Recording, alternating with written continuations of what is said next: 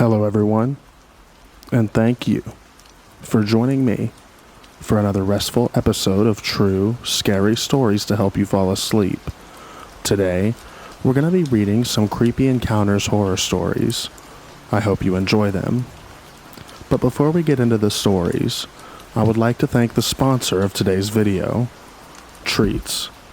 Treats is a subscription box service that allows you to get treats from all over the world. They have sent me a treats box today, and I would like to open it up for y'all and show you what we have inside. I don't know what that flag is. I'm never really good with the flags, so I always like to open it up and look at this little card that it comes with. So this is from Colombia, Monserrate, Bogota, in Colombia. Alrighty, so what did we get here? Let's see. Some more information about the treats and things of that nature. And now the treats themselves. We got a choco cake, right here, choco cake. And then you can just see all the different treats that come in these boxes. They are so amazing. Golpe con duro. Okay. But anyways, thank you so much to Treats for sponsoring this video. Thank you guys so much for the treat box. It really does mean the most. I really, really appreciate it. And again, if you want a treat box of your own, make sure that you go to trytreats.com or click the link in the description down below. And again, thank you so much, Treats, for sponsoring this video. It really does mean the most. Alrighty, and now, without further ado, lay back, relax, and enjoy these true, scary stories.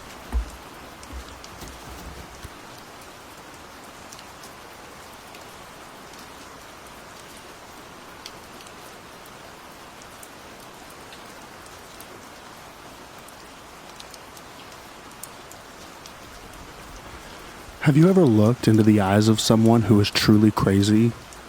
Not someone who just does off-the-wall things or acts different, but genuinely insane. I have, and it terrified me. Let me back up. I'll be vague on many details for obvious reasons, but a backstory is absolutely necessary. I work for a large corporation. I actually have a couple of different bosses. But the one I formed a genuine friendship with is the one that we will call Jeff. Jeff is a very laid-back, go-with-the-flow type of guy with a great sense of humor. I also should explain that he is single with no children. Long after I started working with the company, we became friends, and he often stops by to my desk to chat. It was about a year ago that he stopped by one morning, and I immediately knew he was not himself. He seemed distant and stressed, which is unusual for him. When I questioned what was wrong, he told me he needed to speak with me about a situation. Of course, I was immediately concerned and urged him to go on. He explained that a few years ago, long before I started at the company, another woman began working at the company. She was not in our department, but did work with our company that required her to interact with leadership in our area, including Jeff. From this point on, we'll call her Lauren. He explained his interactions with Lauren were not often, but she was polite and professional when they did need to speak. He said that she worked for the company for less than a year, and then left as she announced she was getting married and moving. That was that. He did not encounter her again until a couple of weeks prior when he received a friend request from her on social media. He explained that he didn't think much of it and accepted it, as he was as Facebook friends with many colleagues, both past and present. She then messaged him later on after accepting the request. He said he chatted back with her initially, as she seemed to want to catch up. He learned she had divorced and wanted to move back to our town. The conversation carried on normal until she asked if he would join her for dinner when she came back to town to visit in a couple of days. Jeff explained he politely declined her offer, and at first she took it well. Then, it all went downhill from there. He stopped responding shortly after declining the dinner invitation, and within a few hours he received erratic and insulting messages from her. Everything from calling him a wimpy B-word to saying that she was the best thing he could hope for, and he blew any chance with her. He let me read some of these messages myself right then. He honestly felt that they were drunk texts, but still bothered him and he blocked her. He figured that was the end of it. How very wrong he was. She then began emailing both his personal and work email, pleading for another chance, saying she was drunk and didn't mean it, saying that she needed to see him and so on. I would get to read a lot of these myself when I would later be asked to print these off for him for evidence. The reason he was telling me about that particular day was because he had received a message request from Lauren's sister saying she needed to talk to him about Lauren and it was urgent. He accepted and responded to who we will call Beth. Beth told him something had snapped in Lauren, and when she went through her divorce and she became fixated on a man she called Jeff, Beth explained she had tried to talk some sense into Lauren when everything fizzled out with the initial conversation with Jeff, but Lauren wasn't having it.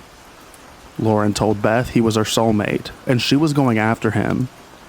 All this led to Beth explaining Lauren had flown into our town and was staying at a hotel close to our company and was coming to see him at work.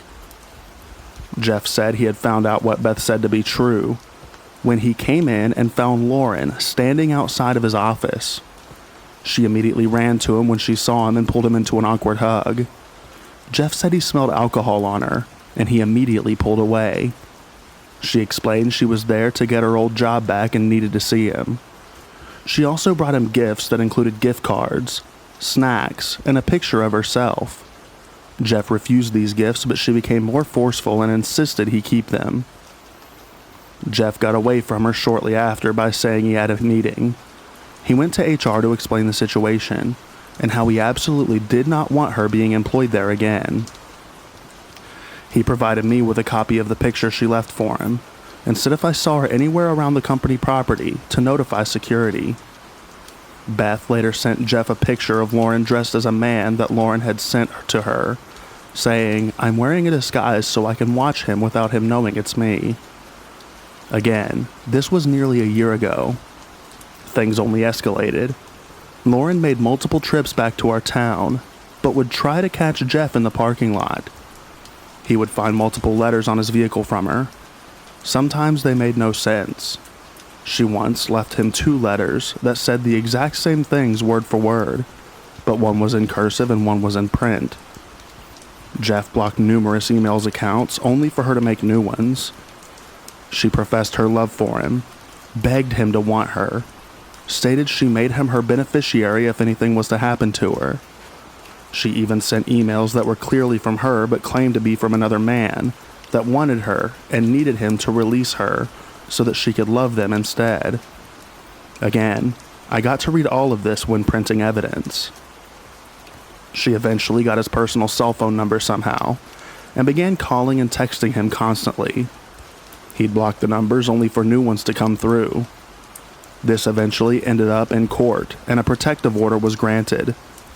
This did bring things to a halt for a while. Jeff was finally himself once this occurred, as he had become a shell of himself. I felt horrible for him. That was until this week. On Monday morning, Jeff came by my desk and I could tell right away that he was not happy. Before I could say a word, he demanded to know who placed all those letters on his desk.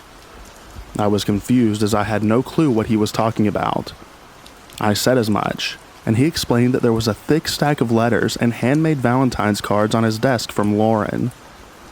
We later found out that they had been stuffed under his door and the housekeeper found them scattered on his office floor when she went in to clean. She didn't know what they were and picked them up and neatly placed them on his desk. This was as troubling as it was figuring out how she got in the building in the first place. Shortly after, Jeff returned to his office to finish up some things before taking the letters to the police station. I was working away at my desk when I received a call from Jeff. Upon answering, I heard an almost panicked Jeff saying, "She's here."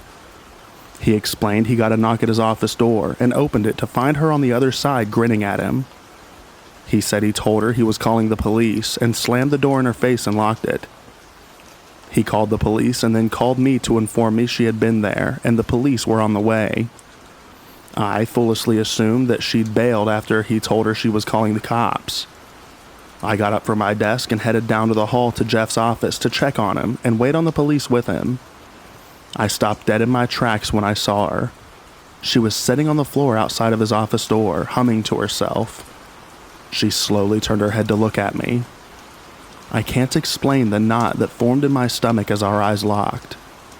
She looked a lot like the picture Jeff had previously given me, but her eyes were different. They were dark. There wasn't that lively spark that you often see in people's eyes. It was like they were hollow, void of any normalcy. Her lips slightly twitched up to a smile. She then slowly turned her head back towards Jeff's door, and she resumed humming. I booked it. I absolutely darted back to my desk. Thankfully, the police arrived shortly thereafter. She didn't put up a fight. She calmly allowed them to arrest her and walked away willingly with them. Still humming, they informed us after. She is still in jail for violating the protective order. Jeff and myself are both still very shaken by the experience. I will never forget that look in her eyes, staring into an abyss of true insanity.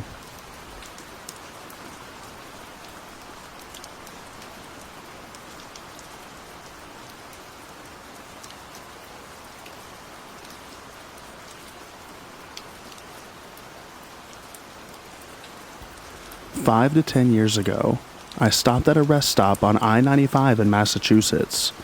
It was about 10 p.m., and without a gas station, it was pretty dark. As I pulled in, nobody was there, and just when I was about to park, I noticed a vehicle turn on its lights and follow me into the car's only lot.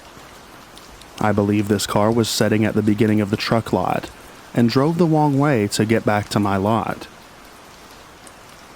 I pulled into a spot that was facing the highway, and I saw the car drive right past me and pulled in directly next to me. Before they put their car into park, I had my car in reverse and I burned rubber out of there. I took a quick look as I was looking back out, and saw the person trying to look at me, but I have tinted windows, so at that time they couldn't see into my car. Edit, I saw a person staring at me through their car window. This was a direct/first-person encounter. The car didn't follow me, but appeared to go back to the area they were hiding out in before.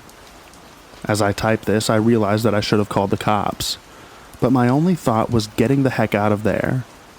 And then I just wondered if that really happened. Not the craziest story on this sub, but be careful out there in rest stops when it's dark.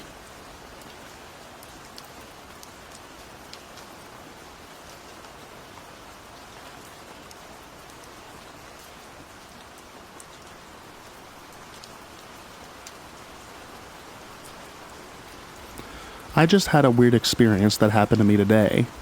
I'm a 19-year-old female, and I was driving to my school today and got behind this tan BMW to make a right turn.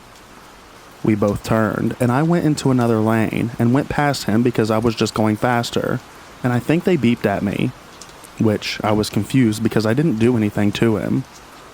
I have to go past one stoplight before I get to the one I need. I saw in my rearview mirror that he had his right turn signal on. I didn't see if they had made the turn because a bus got in front of me, and I was focused on that. I went to make a left turn and was sitting in the left turn lane when the driver pulled up next to me. Mind you, he is in the lane where traffic is ongoing and busy. He starts beeping at me and points at me with his finger to follow him into the parking lot. It's kind of hard to explain, but he makes a right turn into this parking lot that's next to traffic. I didn't follow him and just gesture with my hands like, what? I could see him sitting there watching me while I made it to make a left turn. But I stopped looking at him and was just waiting for the bus in front of me to turn left, so I could get out of there and go to school. The driver was a male in his 40s to 50s, and I don't think he followed me. but it would be hard to tell because I had a line of people behind me going into the school. Thoughts? At the time, I thought maybe he was going to call the police and say something like I hit him and didn't pull over. Or he was maybe upset at me for going past him. But I wasn't tailgating or anything like that. I don't know. Just a very weird and creepy situation.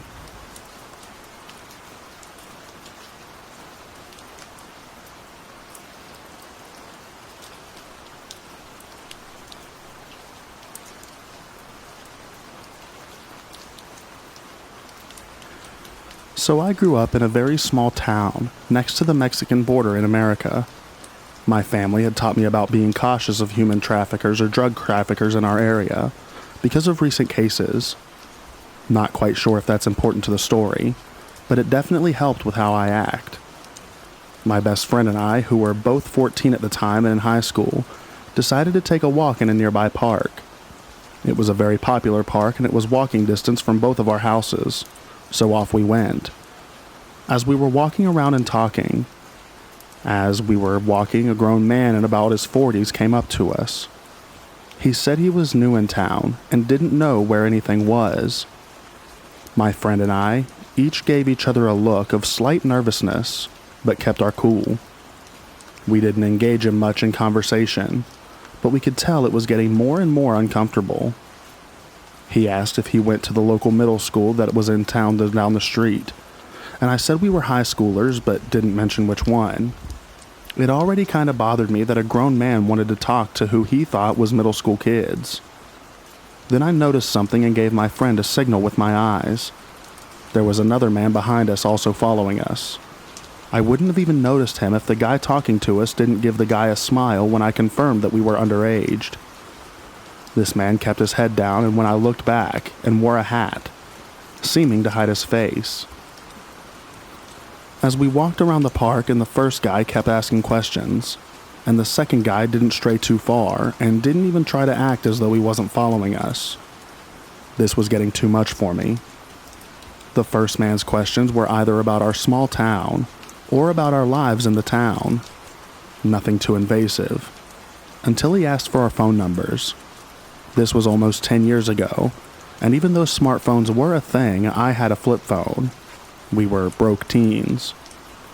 My friend claimed she didn't have a phone. I can't remember if this was true or not, but I do remember knowing I couldn't pull the same sentence due to being on my phone fiddling with it.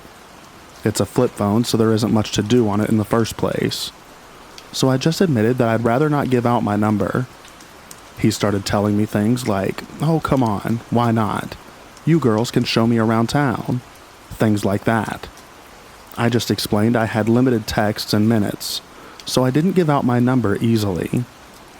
This is when I noticed how dark it was getting outside. His questions kept us stuck in the park until dark, because we were both too scared to try to walk home and out of a very popular park, where there were other people and who could run to if worse comes to worse.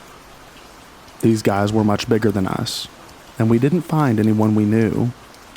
I knew we couldn't keep delaying, so I decided to just bite the bullet. I told him it was getting too dark and we had to start heading home, then directed my friend towards the edge of the park to our houses. But that didn't stop him. He followed after, saying he could drive us home and we wouldn't have to walk. I lied and claimed it was just down the block. It was about 5 very long blocks away. Google says it's a 20-minute walk. He claimed that he wouldn't feel right just letting 2 young girls walk home alone. And then he pointed at a nearby parking lot saying, "Look, my car's not too far. Let me just drive you home." At this moment, I noticed the second man following us was suddenly only 2 or 3 steps behind us, instead of the distance that he was at. Nope. Not dealing with this. I said it was faster if we just walked. Then quickly said bye, nice to meet you, and sped off.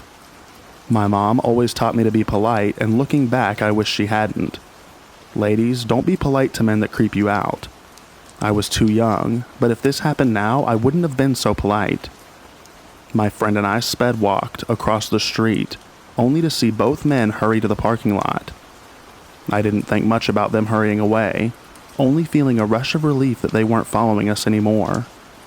That relief, however, was short-lived. We were on the left side of the road. While walking, we noticed a van turn onto the street on the right side of the road. It was them.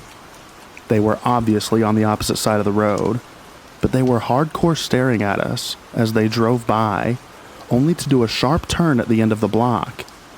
Feeling a bit wary, we decided to cross the street just in case. It was the right decision. They came right back to the road. Luckily, this time we were on the right side of the street, and they were on the left side. Luckily, these streets were pretty big, so they couldn't just drive on the opposite side. More stares as they drove past, only to do another sharp turn at the end of the block. There was nothing for us to do in the middle of this long block except to hide and hope for the best. We ducked behind a car parked in someone's driveway and waited. An old lady spotted us and seemed suspicious but didn't say a word. She watched the street as well, and there went by the same van. We couldn't see them at our angle, but knew it was the van. The van drove by much, much slower. We felt like it was taking forever for them to clear out the block. They left. "You should be good," said the old lady. We thanked her and then ran towards where we lived. She lived closer than me, so after I made sure she was home, I then ran all the way to my house nonstop. I kept an eye on my street for the van, but they either lost us or gave up. I still have never been more scared than that night, running 2 blocks home at night by myself.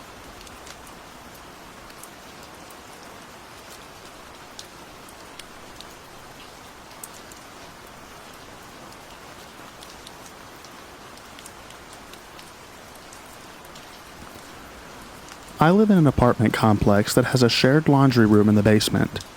To get to the basement through a door from the stairwell. On the other side, there's a hallway with cellar compartments on one side. On the other side, there's the laundry room.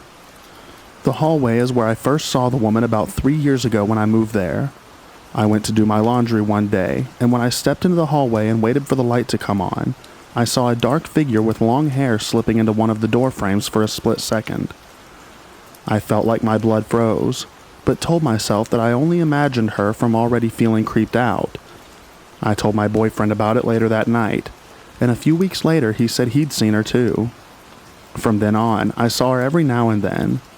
The encounters were creepy, but I kind of came to expect them and ignore her, figuring that I had to be polite and empathetic response, so to speak, since she didn't want to be seen.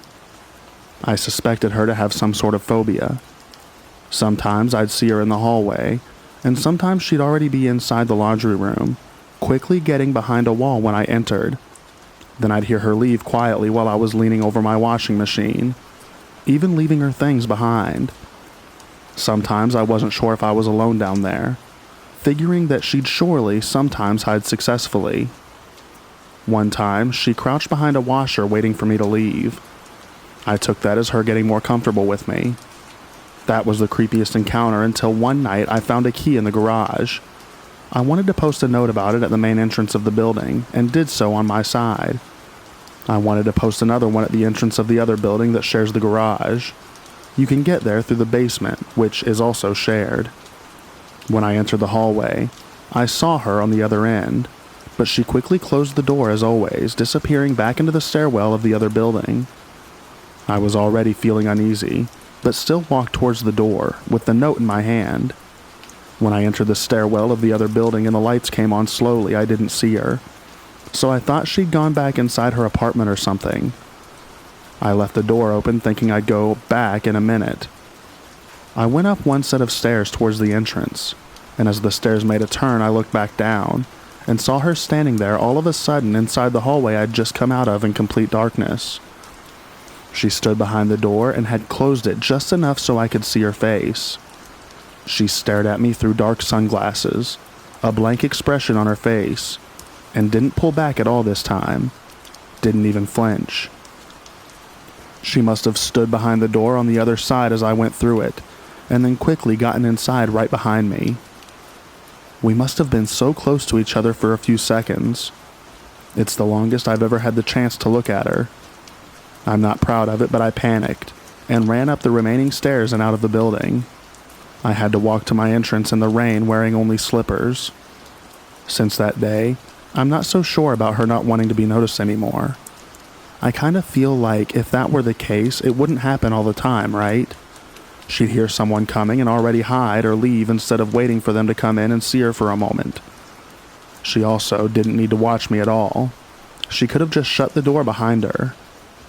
I mean, she's completely harmless, obviously, but I don't get her and can't help but feel vaguely threatened by her.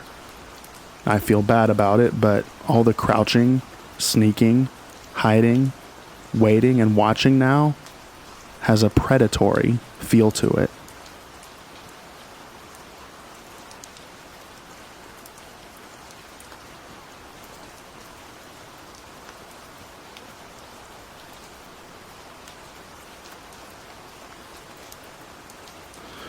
Not sure how I feel about this gas station encounter. Basically, I was just sitting in my car for a long time at the gas station before getting out to pump gas.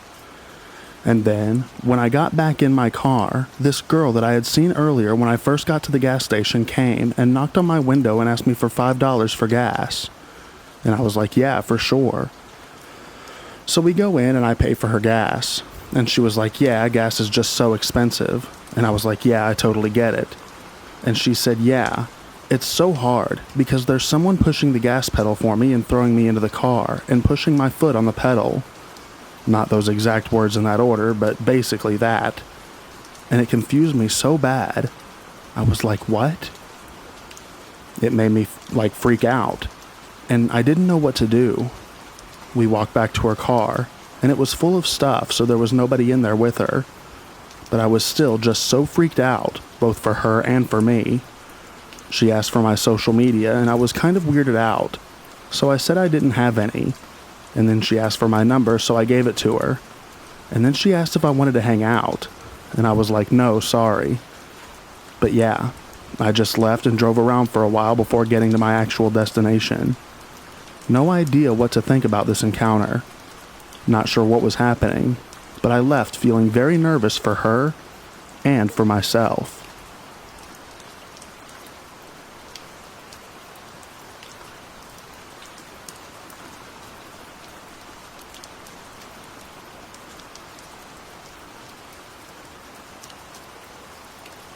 This story happened around 3 years ago, around the time that COVID started, so it was a while back, but still worthy of a post. It was early 2020, and I had just gotten a new job in a small town near my area. While looking for a place to live, my sister offered to rent her house to me. She had bought the house 2 years prior, but she and her husband didn't really take to it, and their commute to work was long, so they moved out and the house was uninhabited. Luckily for me, it was actually pretty close to my workplace, only around a 40-minute drive, and my sister pretty much rented it to me for free. I just paid for the water and electricity and looked after the house. I was living there for a solid 2 or 3 months and had already gotten used to it. One night, after coming back from work and parking my car, as I walked towards my door, I noticed something odd. There was a cigarette butt on the curb to my house. I leaned down and picked it up, thinking that it might have been mine since I'm a smoker. But after looking at the brand name, I realized that it wasn't mine and threw it away. I didn't think much of it, and just shrugged it off as some butthole throwing it on my curb. I went on my night, and nothing unusual happened. 2 days later, I was once again walking to my house when I spotted a few more cigarette butts, this time near my porch. Needless to say, I was angry and thought that someone sat on my porch and smoked, but since I didn't know who it was, there was nothing I could do about it. I noticed that they were put out pretty recently, so whoever it was probably walked off as I was approaching. That night, I was watching a movie on my laptop, and it was pretty late, past 1 a.m., so I was surprised when I heard a car passing by. It's a suburban neighborhood, and it was COVID, so people rarely ventured out at night, but I didn't think much of it. Around half an hour later, I was surprised when I heard chattering nearby. I listened intently, but I couldn't hear what they were talking about, as their voices seemed almost muffled and quiet. By this point, I was getting a bit unnerved, so I stopped the movie and quietly got off of my sofa and walked to the front door to make sure that it was locked. As I was approaching the door, I froze mid-step as I heard the two approaching my porch and reducing their talking to a whisper. I realized right away that whoever this was wanted to break in. I leaned against my front door and waited, expecting a loud bang against the door or the doorknob being shaken, but it was oddly quiet. I decided to walk over to my window to see if they had walked away or changed their mind. My windows have bars from the inside out that you have to unlock so that you could move the curtains or look out the window comfortably. I slowly unlocked the bar mechanism and lifted it up. I moved the curtains and was taken aback. Leaning up against my window was a man. He was as startled as I was, because he basically stuttered over his own steps as he jumped back. He tightened his hoodie to cover his face, so all I could really see was his big blue eyes staring at me. His friend realized what was going on, and right away started to kick the door in. He kicked it a solid 4 or 5 times, but the door wouldn't budge. All the while, I was staring at them, frozen in fear, trying to comprehend the situation. I snapped out of it and slammed the bars over my window, locking them and running upstairs to the storage room, where I pushed a table up to the door and called the cops. As I listened and expected the two to come inside at any minute, I heard a loud crash and the bars from the windows being shaken aggressively. When they realized that they couldn't get in, one of them let out a long, angry scream that probably woke up half the neighborhood. By the time the cops came, they were long gone. The police couldn't find out who it was, but they were more active in the neighborhood in the following weeks. Regardless, I wasn't too keen on staying there, so shortly after I moved out. My sister sold the house a few months later, and as far as I know, nothing similar ever happened since.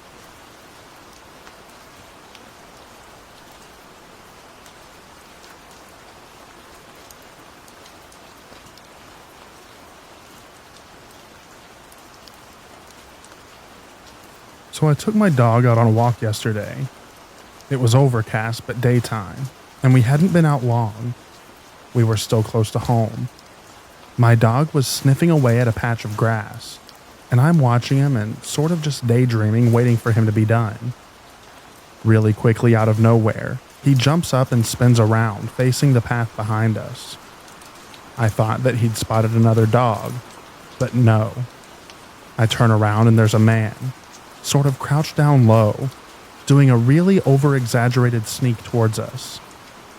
It honestly looked like something out of a cartoon. I was just stunned, and my dog was standing there with all of his fur puffed up.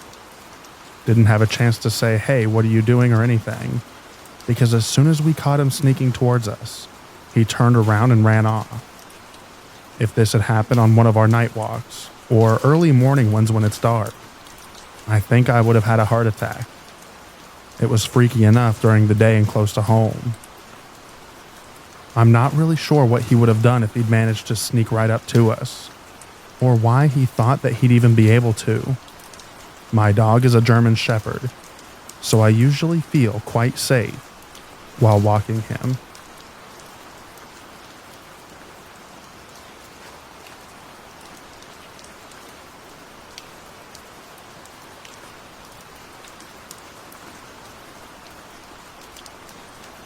I'm not sure if this belongs or not, so if not, just let me know. When I, a 31-year-old female, was 16, I was in a choir at my high school that performed for a lot of different events around town. One of them was to sing at the middle school sporting events. The middle school in my hometown, there's only one, is just about a half a mile from my local childhood home. So whenever we had events there, I walked. I didn't get my license until I was 17. This one night, I think it was November, we had to sing at a basketball game, and it was obviously dark when I was able to leave.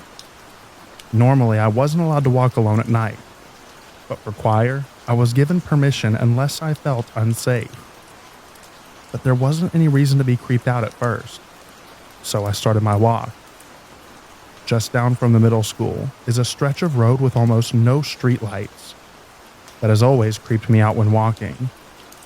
I crossed quickly and had a fast pace going, as I am a naturally paranoid human. About 2 minutes into the dark zone, I heard rapid footsteps behind me. I at first figured that it was just a jogger, but they made no attempt to pass me, and just stayed a comfortable, for them, 10-foot distance. They began whistling a jaunty tune, which at first I thought was fun. At this point, I wasn't super scared, perhaps because of the happy whistling tune, but I noticed the footsteps began to speed up. There were no cars on the road, and given the lack of light, when I turned around, all I could see was a silhouette shrouded in darkness. At that realization, I quickened my pace to barely under a run. The whistling continued, getting more breathless as this person began to run after me. I looked back to see a dark figure coming at me full speed, and in terror began to run frantically as well. I will never forget those last moments, running through my dark subdivision, hearing his whistling, and footsteps getting closer and closer. This person followed me up to my door. I ran inside and locked the front, checked all other doors, and went to my upstairs bedroom. From the window, I could still see a silhouette, and could still hear them whistling. I slept with my knife that night.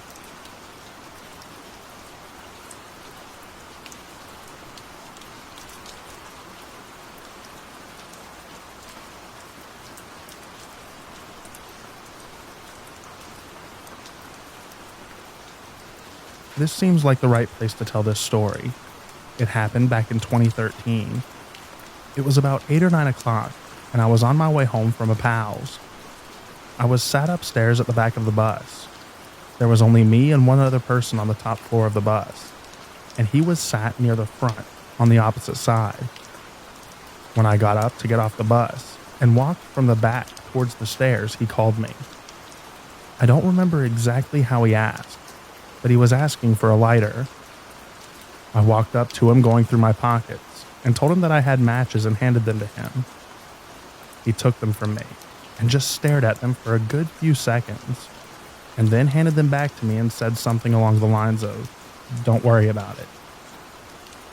The time it took him to decide not to use them felt very strange, and the eye contact before and after just felt intense. I got walked down the stairs thinking, what the heck was up with that? And I got off the bus. I told a couple of people how weird it felt and described what he was wearing, a zip-up black hoodie with a knockoff party-style tiger on the chest. Fast forward about a week, and there's a fatal stabbing on a bus in my city. A young girl on her way to school was stabbed to death on the top deck of a bus. Stabbings are pretty common in my city, but a young girl being killed on her way to school, that's big news anywhere. They show a photo of the suspect being arrested, but you can only see the back of his hoodie. Straight away, I think that's the exact same Ed Hardy knockoff, and was just wondering if it was the guy that I had seen. When they released more photos of him from the front, I knew that it was him. The scary thing is, it transpired, and he had recently been let out of a mental health facility. He hadn't been given any support and had been sleeping rough on buses. I've had many interactions with mentally ill people and dangerous individuals, but this is one that stays with me. Even though the interaction was much, it felt so strange. I always wonder if he was seeing how I reacted when he asked me, hence why he didn't use the matches. Who knows? It's just a sad story, really. Rest in peace to the poor girl who was unalive. Her name was Christina Edkins. She was only 16 years old.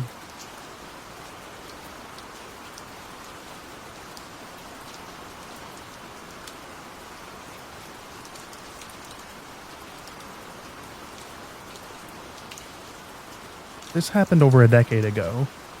My ex and I decided to hitchhike across California because we were bored and homeless and had nothing better to do. We stopped in a small town and found a little stream underneath a bridge. My feet were hurting really bad, so I took my shoes off to cool them in the water, and that's when I noticed movement in the bushes to my left. A strange man walked out staring at me. He made a movement with his finger, as if he wanted me to go into the bushes with him. I froze, and I yelled for my ex who was on the bridge waiting for me. He came running, but the man was already gone. It was insanely creepy, but I'm used to weird things happening to me, because I look much younger than my actual age. I know that he must have thought that I was a child. It's unnerving to think that someone could be comfortable enough to do that in the daytime. And that is why I never go exploring by myself.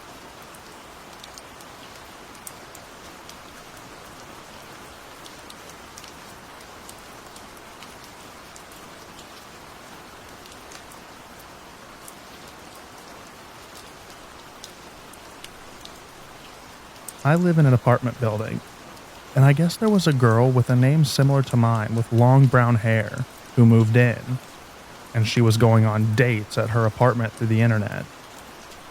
He thought that I was her, and he followed me into my apartment. He said he went down to look at the register in the lobby and saw my name. Yes, we have first and last names posted for deliveries, and our names were really similar, i.e. like Kristen and Christine, or Brianna and Brianne. Anyway, he followed me like I said, and then looked down at the registry downstairs and just assumed that I was this woman.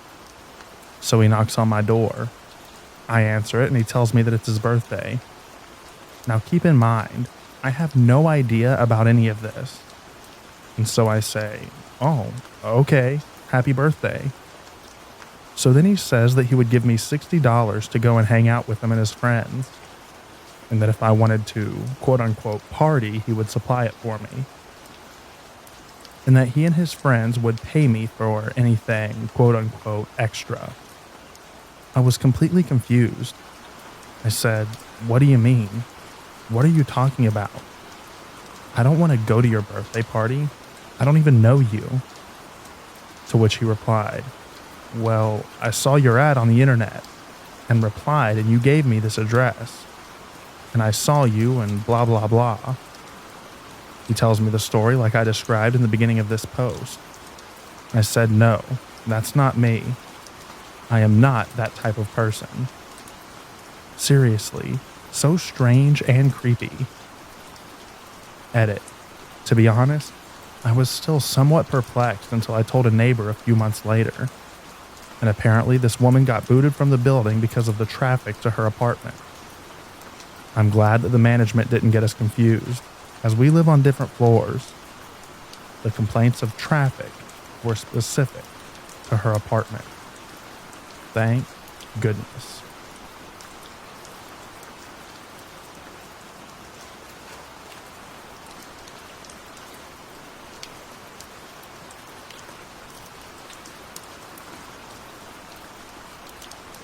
Did I overreact? Or was this actually super dangerous? A few days ago, I went out for a smoke in the park with my bike. It was already 10 p.m. on a Thursday, and I was looking for a spot to light up my joint. Near the park is a playground, and it's a less populated area of the park, especially at night. Most likely because there are no lights in that spot. So I go there with my bike, get off my bike, and stop there to light up my joint. At that moment, I only hear steps approaching me. I turn back and I see a person, probably male, 6 foot tall, walking towards me. It was dark, and I couldn't see a face or what exactly he wore. I also looked only for an instant, and rushed away with my e-bike. Now here is the chilling and confusing part. That person didn't use the road. He walked through the playground towards me. The playground had gravel stones. That was the only reason that I was able to notice that person walking towards me. I also noticed him when he was just about 10 feet away from me. So I wonder why he didn't accelerate when he was so near me. He didn't make any other noise, like saying good evening or laughing at me. When I rushed away, I thought about turning back with my lights on to see who that person was, but I was too afraid. I'm still wondering why someone is alone in the dark on a playground, walking towards me, a stranger, not using the road, and not saying anything.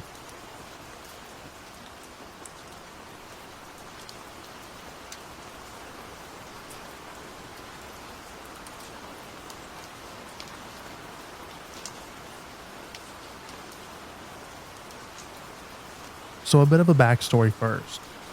Me and some friends knew this guy over the summer because one of my friends was cheating on her boyfriend with him. He knew, so there wasn't like any animosity between him and us. But the guy was always a creep. For example, I have scars on my arm. Not bad at all. You have to look really close to see them. But this guy was looking close.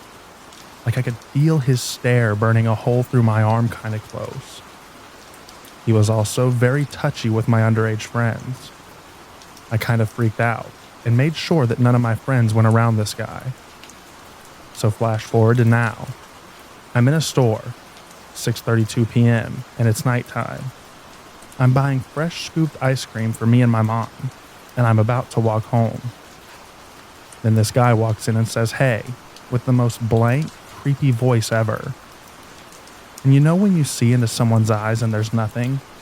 Like I mean nothing in their eyes? Yeah, that was this guy. Like I mean mega, seriously, uncanny valley. So I'm starting to ignore it. That's when bro is like, "What's you gonna do? I'm in a store." So I walk out with my ice cream.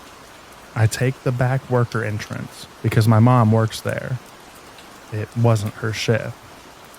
And this guy follows me. Like, I don't know why he would. My hair was a mess and I was wearing sweatpants and a hoodie with chocolate stains on it. So I keep walking fast, and this dude is still following me. So I make it to the bend of my road. Now he does too. I'm halfway down, and a car has to pass through. So he watches me go home from the edge of my road. What a creep. And my mom's response? I'm sorry that happened. And she went back to watching TV. Now I have to walk to the bus stop. But I'm super scared because it's dark out. There's an abandoned house that you can get into on the way. You could hide in there. And I know this dude has a crap ton of time on his hands to do something like this. I'm only 16. I just want to be on time to first period so that I don't get a detention.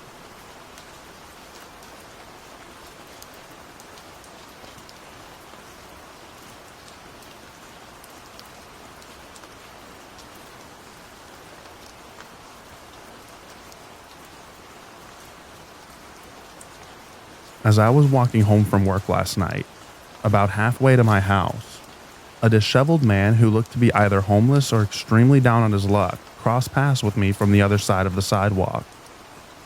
He had initially been walking in the opposite direction, but as soon as he saw me, he immediately turned around and started following me. He began rambling incoherently and aggressively, and his words were so slurred that I hardly understood a thing that he said. All I could make out was something about a care package, and look at you. It was obvious that this man was under the influence of multiple substances. I quickened my pace and tried to avoid any eye contact with the man, and he was getting agitated that I wasn't paying attention to him. When my walking speed got too quick for his inebriated stumbling to keep up with, he stopped talking and instead began just trying to follow me. I kept looking over my shoulder at him, and every time I saw him, he would either stop or try to duck behind a bush. Finally, I started outright sprinting and looking for a spot that I could hide in myself. I came up to my local mosque and tried to sneak around the corner into the parking lot of it, where there was a tree that I had hid behind. While hiding there, I frantically dialed 911. I told them that a strange man displaying unstable behavior was trying to follow me, and described my location, myself, and the man to them. The dispatcher assured me that officers were on their way to where I was, but while waiting for them, I saw a figure heading up the sidewalk in front of the parking lot that I was hiding in. Panic immediately filled me, until the passerby was close enough that I could see that it was not the same man who had just bothered me, and they turned out to be harmless. Mere moments after this, the cops arrived to where I was, pulled up next to the tree, and motioned for me to come out and talk to them. The officer driving the vehicle asked me the standard questions, a description of the incident, where I was when it happened, etc. While we were talking, he spotted a man in another parking lot down the street, not far from where I had encountered the creep. He asked me if that was the man that I had encountered, and it was hard to tell between the darkness and the distance, but I was pretty sure that it was. Another police vehicle had pulled into that parking lot, and it appeared that the officer got out to talk to the man. The officer that I had been talking to asked me how far I was away from my house, and I told him that I was pretty close to my street at this point. He assured me that I should be safe to walk the rest of the way home, and that they had other cops patrolling the area. I thanked him and finished walking home without further incident, thank God. Shortly after I got home, I saw that I had a text from my boyfriend that read, "Are you okay?" The text had been sent at around the same time the incident was occurring, as if he could sense that I was in a fearful situation. I replied back, telling him what had happened. He told me that he had gotten yelled at by a homeless man earlier too. I described the creep that I encountered to him and asked him if he thought that it was the same guy. He said he didn't think so. We also had a brief phone call to make sure that each other was okay. I let him know that I was home safe, and he told me that he was in a vehicle with a group, so he was safe too. I don't know what the cops ended up doing about the man, but I hope that he stays as far away from me as possible.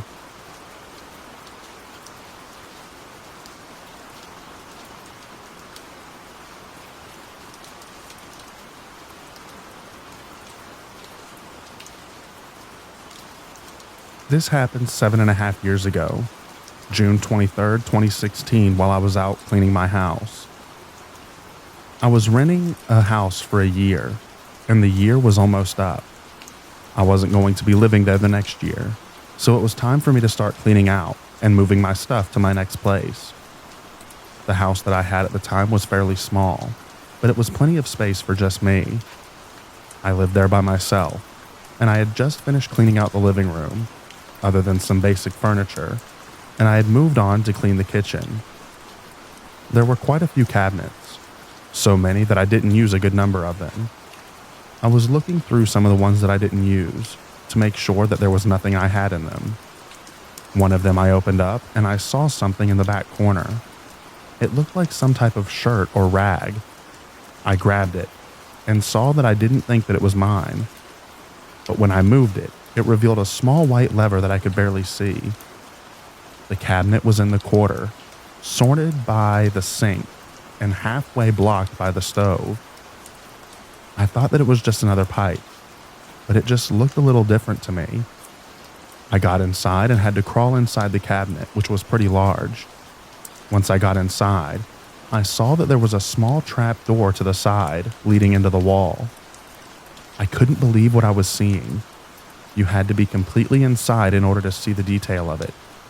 And I decided to open the door, which led to an extremely narrow hallway with a sort of crawl space. But when I got farther inside, I was horrified. I saw that there was food, as well as several blankets, as if someone had been living inside of there. The good news, at least to me, is that whoever was in there was gone.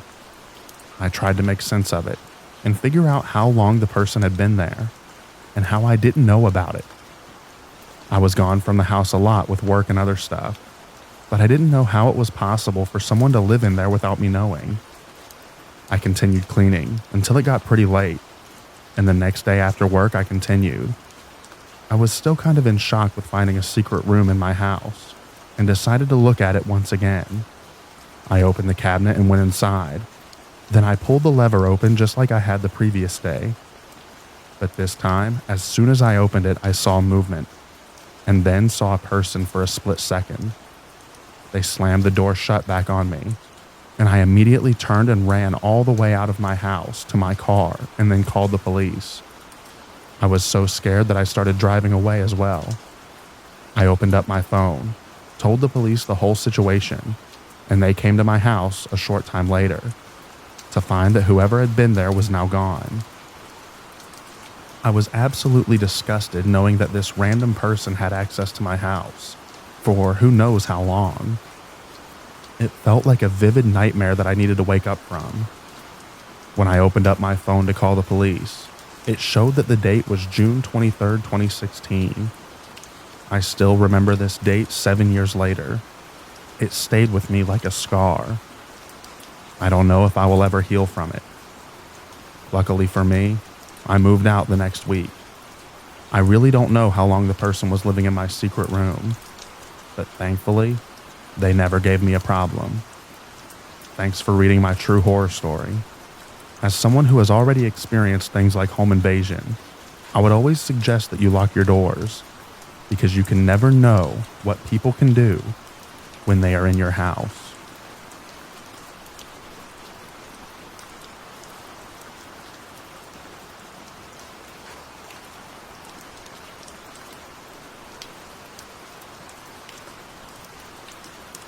I'm a 31-year-old female, and I used to work at a restaurant in my early 20s as a hostess.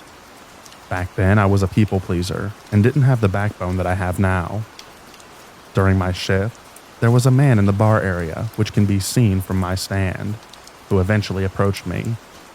He was in his 50s, probably 6'3", muscular, large build, dark hair, and he dressed well. When he approached, it started out as small talk. I can't remember the beginning of the conversation, but then he started asking me if I had considered a different job and said that I should come work for him, but he wouldn't tell me what he does.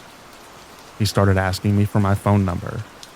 I didn't feel comfortable giving this stranger my personal information, so I told him that he could call the restaurant and ask for me. I'm there a lot. He didn't like that answer. He continued asking, and I gave him the same answer. Finally, I told him that I'd give him my email. I gave him a fake email address on a piece of paper, obviously. I made it look real, but I wasn't interested in continuing the conversation because he was being very pushy, so I excused myself to the back. I remained friendly and smiled during the entire exchange because that was my job. After avoiding him for a while, I saw him going back and forth from the bathroom, eyes darting around the restaurant, head turning around every which way. He was clearly looking for me, and I was actively avoiding him. I started to get scared, thinking maybe he was trying to kidnap or traffic me or something, which didn't feel like a stretch because of the way that our exchange went. I decided to tell my manager that he was making me uncomfortable and told them what happened. However, I forgot to mention that I gave him a fake email address. My manager approached him and asked him to leave because he was making staff uncomfortable. This man argued with my manager in front of the entire restaurant. He was saying he just wanted to have a conversation and that was it. He refused to leave. I was standing there during the entire argument, and he pulls out the email address and says, "If I'm making her uncomfortable, why did she give me her email address?" and shoved it into our faces. Instead of explaining to him and my manager that it was a fake, I froze. I was angry and in complete disbelief of the situation. He eventually left, and my manager hated me after that. I left not long after, and to this day, that manager still doesn't know that the email was fake. I don't know why I never told her. I don't know why I froze. I don't know what that man wanted. I've thought a lot about it since then, and it was almost a decade ago. I'm glad that I didn't give him anything he wanted, but I wish that I could tell my younger self to stick to her guns and don't take stuff from anyone, especially a man who is using intimidation tactics to try and get what he wants, whatever that was.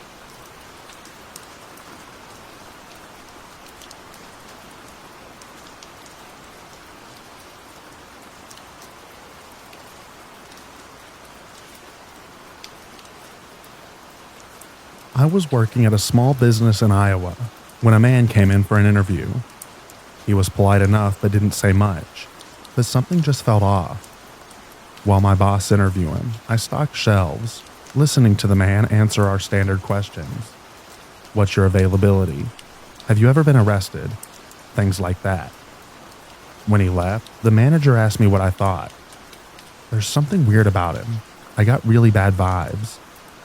The boss kind of chuckled at me and said, "We can't deny someone employment because of bad vibes." I took out my phone and Googled the guy's name. He had been arrested a few months prior for threatening to shoot up a gas station after being accused of theft. He lied and said that he had never been arrested. Is that a good enough reason to not hire someone? It was, and it may have saved my life. I remember September 2018, a beautiful clear day, the calmness broken by the sound of police cars flying down the road. A student had been murdered in the middle of the day on a nearby golf course. She had passed a group of men who very shortly later found her things abandoned on the ground. Concerned, they called management, and shortly after she was found, stabbed to death, her body floating in a pond. Everyone was in shock. This was the second murder of a young student Iowa had in just a few weeks. Was it a disgruntled golfer? A jealous lover? No. The young woman had simply been at the wrong place at the wrong time. She did not know her killer. He did not know her. He was a homeless man who was in the woods by a golf course, saw an opportunity and took it. He had a fantasy about R-wording and killing a woman. The next day, the story made headlines, and plastered on the front was the killer's face. My stomach turned when I saw him. He looked so familiar. I didn't recognize the name, but then again, I've never been good with names.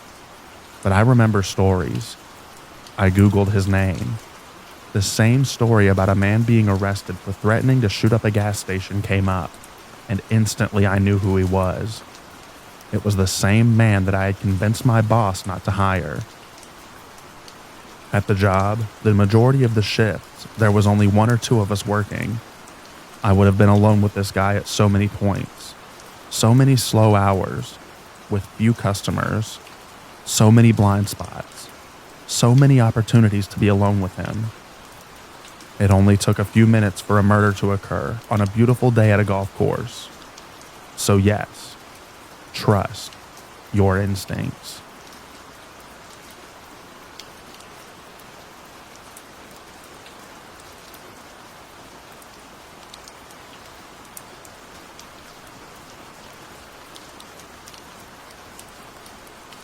Hello, friends. So I came across some information about an old friend, which has left me, as the kids say nowadays, shook.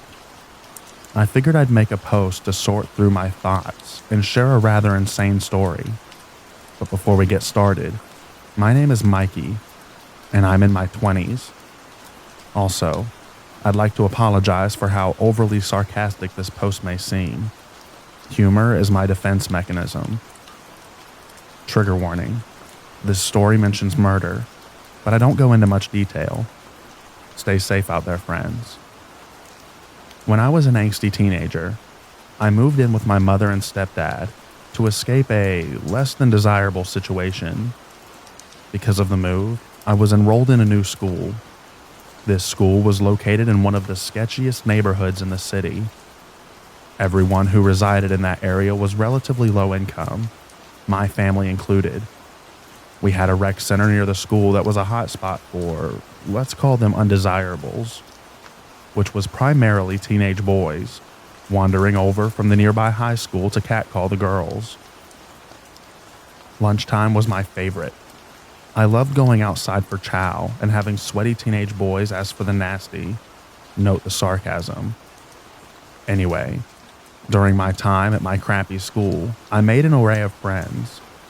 However, there was one person who became my best friend. Let's call her Blondie. She and I got along like, what's a negative connotation? I was a people pleaser, and she took advantage of that. Blondie was nice enough, but she was problematic. Regardless, We were fast friends and thus began our very short-lived friendship. Over the school year, she mainly came over to my house since I was an only child. We usually had the house to ourselves while my folks were at work. However, she finally invited me to her house around the middle of the school year. I was super excited. I had always wanted to meet her family since they were such an enigma. Blondie wasn't one to divulge information about her home life. All I knew was that she lived with her mother, stepdad, and a younger sibling. I'm unsure if she was embarrassed or didn't care to share, but I finally had the honor of meeting them. Honestly, her family was amazing. They were kind and treated me very well. Not to mention, her stepdad was a phenomenal cook. The best spaghetti and meatballs I've ever had. After that, I started going to her house more and more. And you know what? I really enjoyed it. Fast forward to a month or two before the end of the school year, and it's Blondie's birthday. Her family was throwing a little get-together at her house, and I was invited. Blondie and I headed over to her house after school, and it was really a fun time. Until near the end of the day. Now, I knew next to nothing about her biological father. I knew he wasn't really in the picture. He'd sometimes drop by and say hello, but I had never personally met him. This was until he had made a surprise visit to give Blondie a present. When I tell you there was a shift in the atmosphere, I kid you not. I could immediately feel it, and I was a dumb kid. We were inside the living room eating some cake, and there was a knock at the front door. Blondie's mom answered, and her face, which once had a smile, turned to a scowl. If looks could kill, the dude would be dead. She moved aside and this man walked in. I'll never forget how everyone in the room got tense except for Blondie, who excitedly greeted her dad. At the time, he seemed like a normal-ish dude. Maybe a tad bit on the creepier side, but who am I to judge? Blondie introduced me to her father, and we had shared some pleasantries. At one point, I was invited to get some ice cream with him the following day, which I accepted. I mean, I was getting free ice cream. Of course I was going to say yes. He eventually left, and we all got back to eating cake. I had honestly forgotten about the visceral reaction everyone had upon seeing him. Maybe if I remembered, I would have said no. Anyway, the following day rolled around, and I went for ice cream with Blondie and her dad. I can't remember much from that day other than him asking me if I had a boyfriend or girlfriend, which seems innocent enough. But the way that he asked me, it made me feel weird. I honestly can't remember much from my other encounters with this man. Nothing really jumps out to me. I know I went out with him and Blondie a few more times before my family moved to another city, and we lost touch. Fast forward a few years, and I'm attending college. I had managed to stay in contact with one person from my middle school days. Let's call her Teddy. She had reached out to me one day asking if I wanted to go to a movie, which I happily accepted. I was balls deep in the big sad at that time and needed to pick me up. A film with an old friend was just what I needed.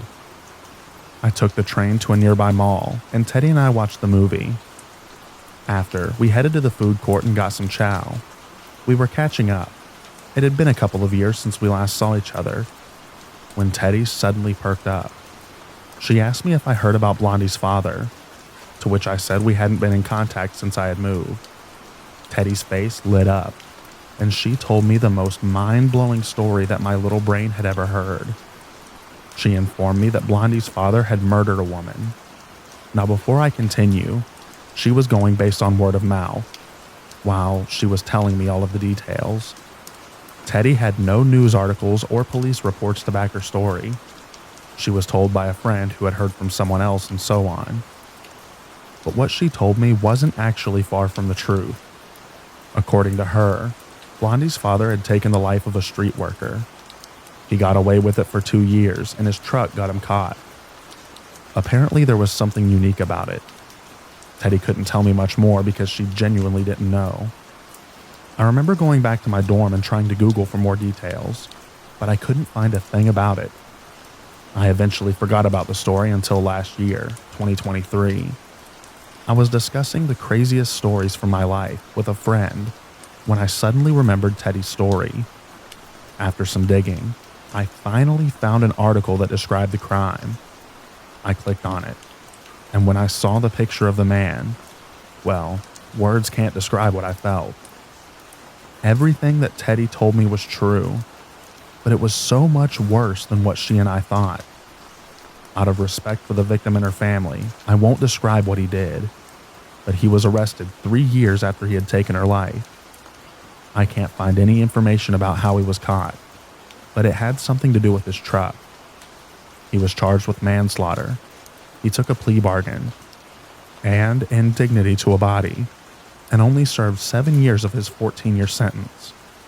He had served half already because he was in custody during the trial. I looked him up again not too long ago, and I learned some unsettling information which prompted me to write this post. He was released from prison a few months ago. Guess what he did? He killed another woman.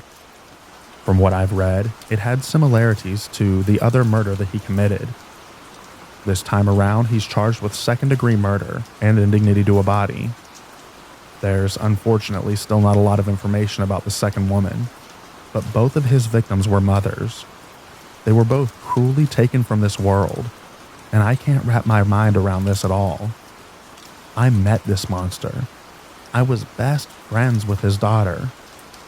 I don't think that I was personally in any danger, but the fact that I met someone capable of such heinous crimes, it scares the living crap out of me. I can't even begin to imagine how Blondie must have felt after learning of her father's crimes. Anyway, I apologize for the length of the story and how vague I was regarding the crimes. I know that some of you really want to know everything, but it didn't feel right to share their story, especially since it had very little to do with me. I was just the schmuck that was friends with the daughter. Also, I would like to provide more information about how Blondie is, but I can't remember her last name for the life of me.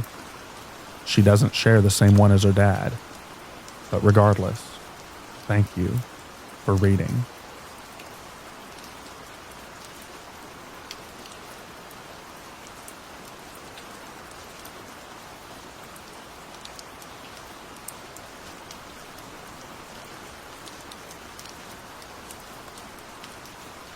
I think someone just tried to kidnap me. I don't know what just happened. Seriously, I am freaked out and at a loss, thinking I'm either psycho or overreacting, or someone was legit trying to kidnap me or assault me. So I work pretty late most nights, and sometimes when I need something right away, I have no choice but to go to this store that's the only one open late after work. Fast forward, I was driving home and noticed a car behind me super close with their lights bright as crap. I thought that it was a cop, but made a turn, and no, it was a small black sedan. Okay, weird. So I kept going my usual route, and start noticing this car's flashing their brights behind me over and over and over, while following me my whole route home. I know I didn't drop anything, because all I brought in the store was my keys and phone for Apple Pay. My trunk wasn't open. I was seriously getting weirded out, so I made a fast turn and started going 60 on this back road. I didn't even care about cops. I actually wanted to get pulled over. Well, this dude was right there behind me going 60 as well, still flashing his high beams. Finally, after about 10 minutes of this, there were these cops in the road doing construction, directing traffic. Then I looked back and he turned off right away. What just happened?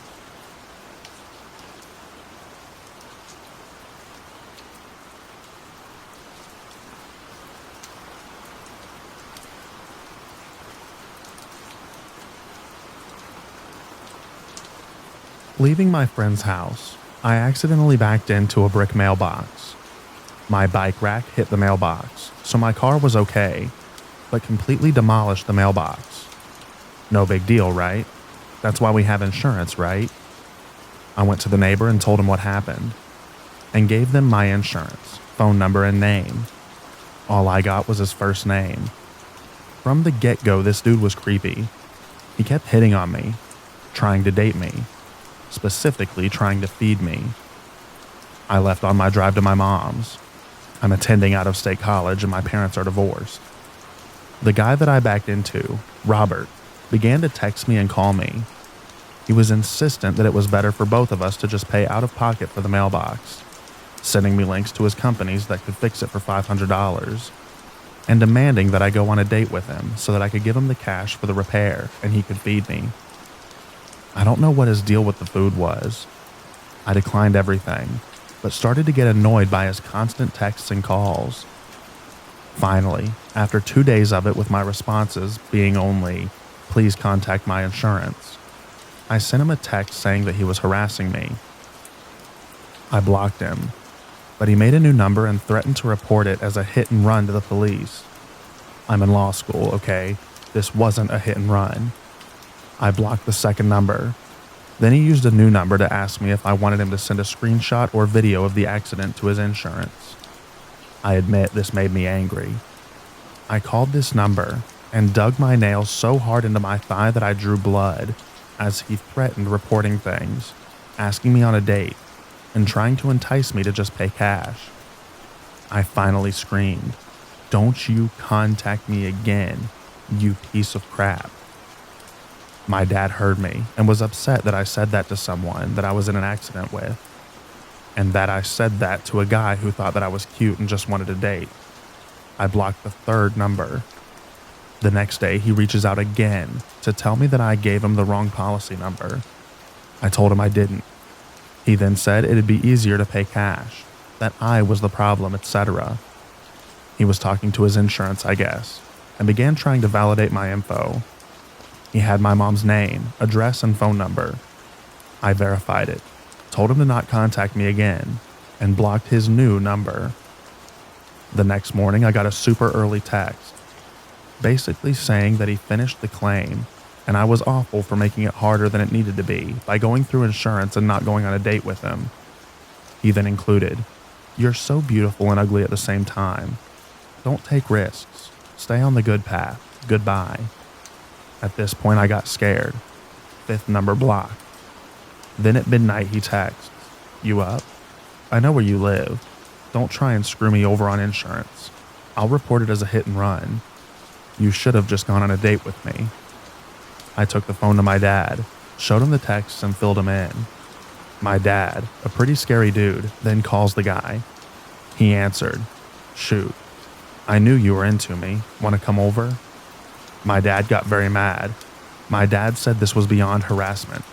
This was his final warning to not contact me, that we didn't care how he reported it, etc. Robert began saying that I came onto him and offered my body as a payment, invited him to my house, and was a horny B-word. Instantly blocked. Police contacted. Insurance notified. All the things. Next day, I talked to insurance. Protective order filed. I get another text telling me that I shouldn't have involved police. Blocked seventh number. Notify police. Go to stay at my dad's because dude doesn't have this address. My dad is a very tall, scary dude who loves his Second Amendment. Last night, watching Star Wars with my dad and older brother, the doorbell rings. Dad goes to see who it is, and it's Robert with a trash bag filled with things that I left at his house.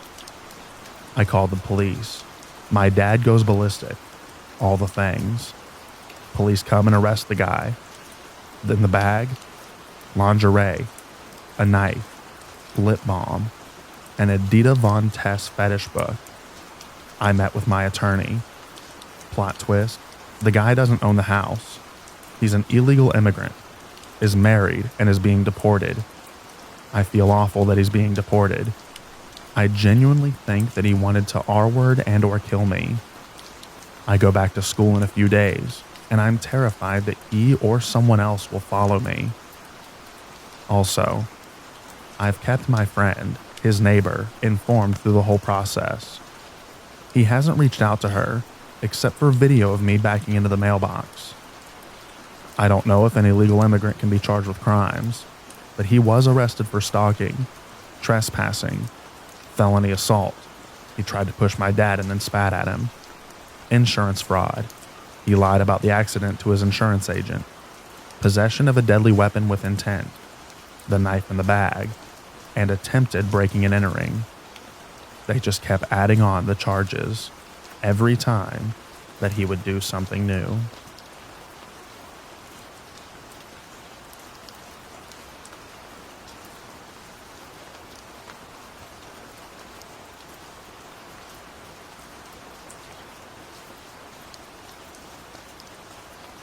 I'm an 18-year-old female who used to live in Las Vegas before I moved recently. And if you don't already know, Las Vegas is number 2 on the sex trafficking list. I used to go out a lot to a late night 7-Eleven and get snacks because I was bored and wasn't tired. The one closer to my home I got banned from, so I had to go to one a bit further away. I used to go by myself, and the walk there was creepy.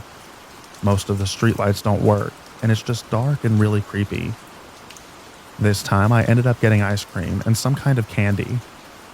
Anyways, on my way back, I'm about to get to the crosswalk to get to the side my house was on, when I noticed a guy standing outside one of the other apartment complex.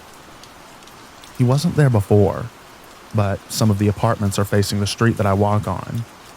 He started yelling something, but I wasn't sure that if he was talking to me or not, because I was on the phone with my boyfriend. I crossed the street and walked past him. Something felt off when I crossed the street and walked past him. He didn't say a word. The only time he had said anything was when I was across the street. Maybe he noticed I was on the phone. I kept walking and glancing behind me. Nothing too obvious. And then he started yelling and walking faster. That time I knew that he was talking to me and knew that he was following me. I told my boyfriend, and he said just walk fast home and try to get home. Also, this guy was pimped out, like dressed like he was a pimp. Gold chains, expensive shoes and clothes, etc. And I say this because I didn't live in a great neighborhood, and you wouldn't see people dressed like that. Anyways, I noticed that he was speeding up every time I looked behind me. I started panicking because I was genuinely scared that something was going to happen. But another guy passes me. We say hello like casual, and the guy that was following me runs across the street. I was like, this dude just probably saved my life because he said hi to me. I also didn't know who he was at all. I got home safe, but I'll never get ice cream at night alone again.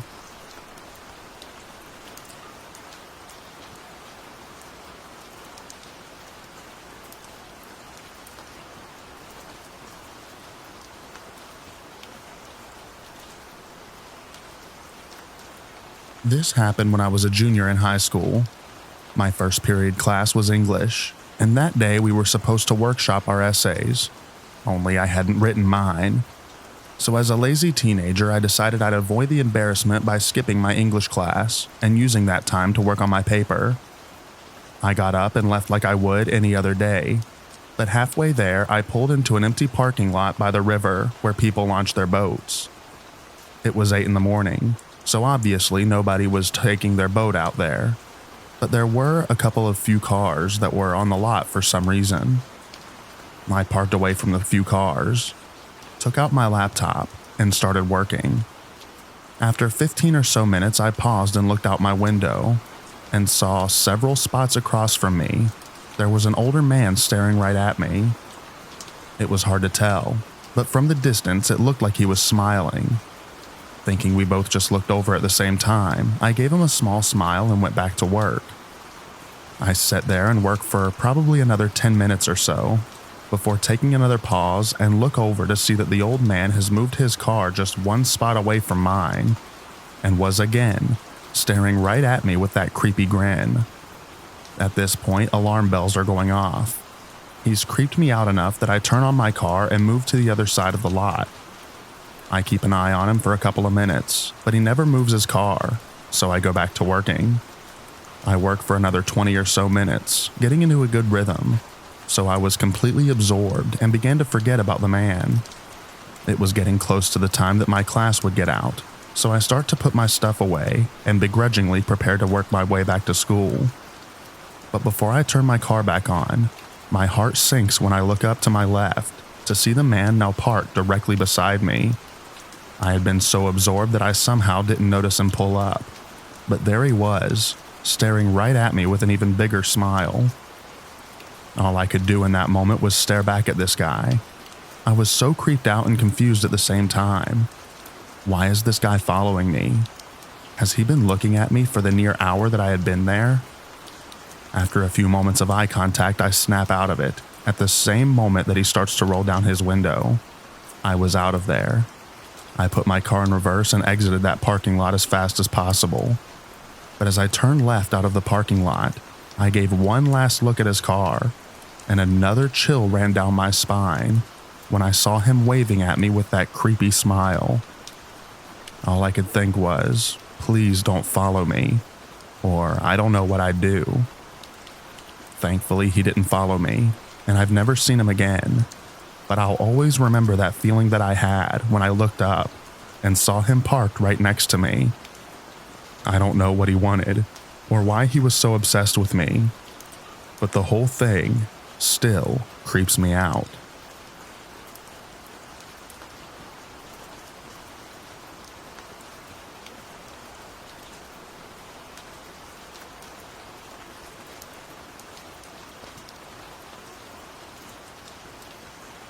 I don't usually post stuff like this, but I'm freaking out and I need advice. I'm a 14-year-old male. Something really strange has been happening the last few nights. I've been too scared to tell anyone, but I feel like I have to now. It started 2 nights ago. I was lying in bed trying to sleep when I heard this soft tapping noise. At first, I thought it was just the wind or maybe a tree branch, but then it came again. Tap, tap, tap. It was coming from my window. I live in a 1-story house, so it's not that high up. But it's weird because there's nothing outside my window except for our backyard and a tall fence. I tried to ignore it, but the tapping didn't stop. I finally worked up the courage to get out of bed and peek through the blinds. That's when I saw him. There was a man standing outside, just staring at my window. He was tall, with a pale face that looked almost empty, like there was nothing behind his eyes. He didn't move. He just kept staring at me. I panicked and ducked down. My heart was racing and I didn't know what to do. After what felt like forever, I finally crawled back into bed and pulled the covers over my head. I didn't sleep at all that night. The next day, I tried to convince myself that it was just my imagination, or maybe a dream. But last night it happened again. The same soft tapping. The same man outside my window. This time I didn't even look. I just froze, hoping that he would go away. I told my parents about it this morning, but they didn't believe me. They think I'm just having nightmares or something, and they told me to stop watching scary movies before bed. But I know what I saw. Tonight, I'm scared to go to sleep. What if he comes back? What if he tries to get in? I've checked the window multiple times to make sure it's locked, but I still feel like it's not enough. I don't know what to do. Has anyone else experienced something like this? Should I call the police? I'm scared, and I just need someone to believe me. Please.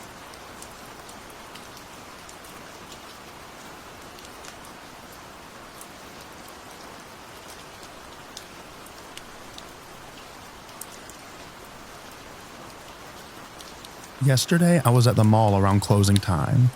I was browsing for some cosmetic products in the makeup aisle with my friend, until I realized there was this one strange man who had like a mischievous look on his face, who attempted to keep walking past me at the same aisle that I was in. 5 to 6 different times, he was staring at us every single time. I don't think anything of it yet, besides a weird vibe, and me and my friend try to test something out by going into a whole different section of the store. When we went to where the birthday cards were, I saw him in the corner of my eye, so I told my friend to keep walking.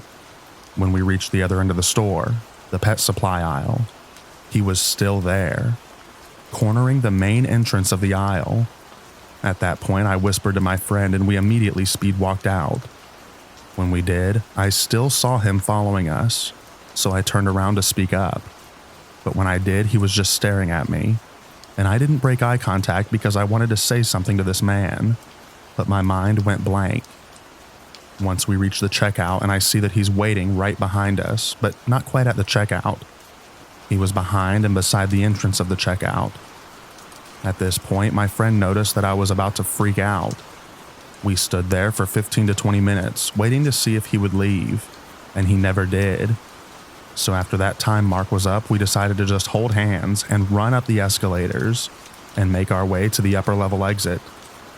We both were running for our dear lives, but once I went through the main gate in front of the exit, my friend immediately grabbed me back, and I didn't realize why until seeing the guy had somehow gotten to the door before us, which had to have been impossible, because we ran before he did, and we never saw or heard anyone running. However, we did get escorted out by an older group of men and women who overheard me and my friend freaking out about the situation. They confronted him, but I never got to hear anything that any of them said. He asked the group of people, "Are you sure you guys are with these people?" And after they confirmed, he left. And someone a part of the group said something about him allegedly lying about being some sort of undercover employee.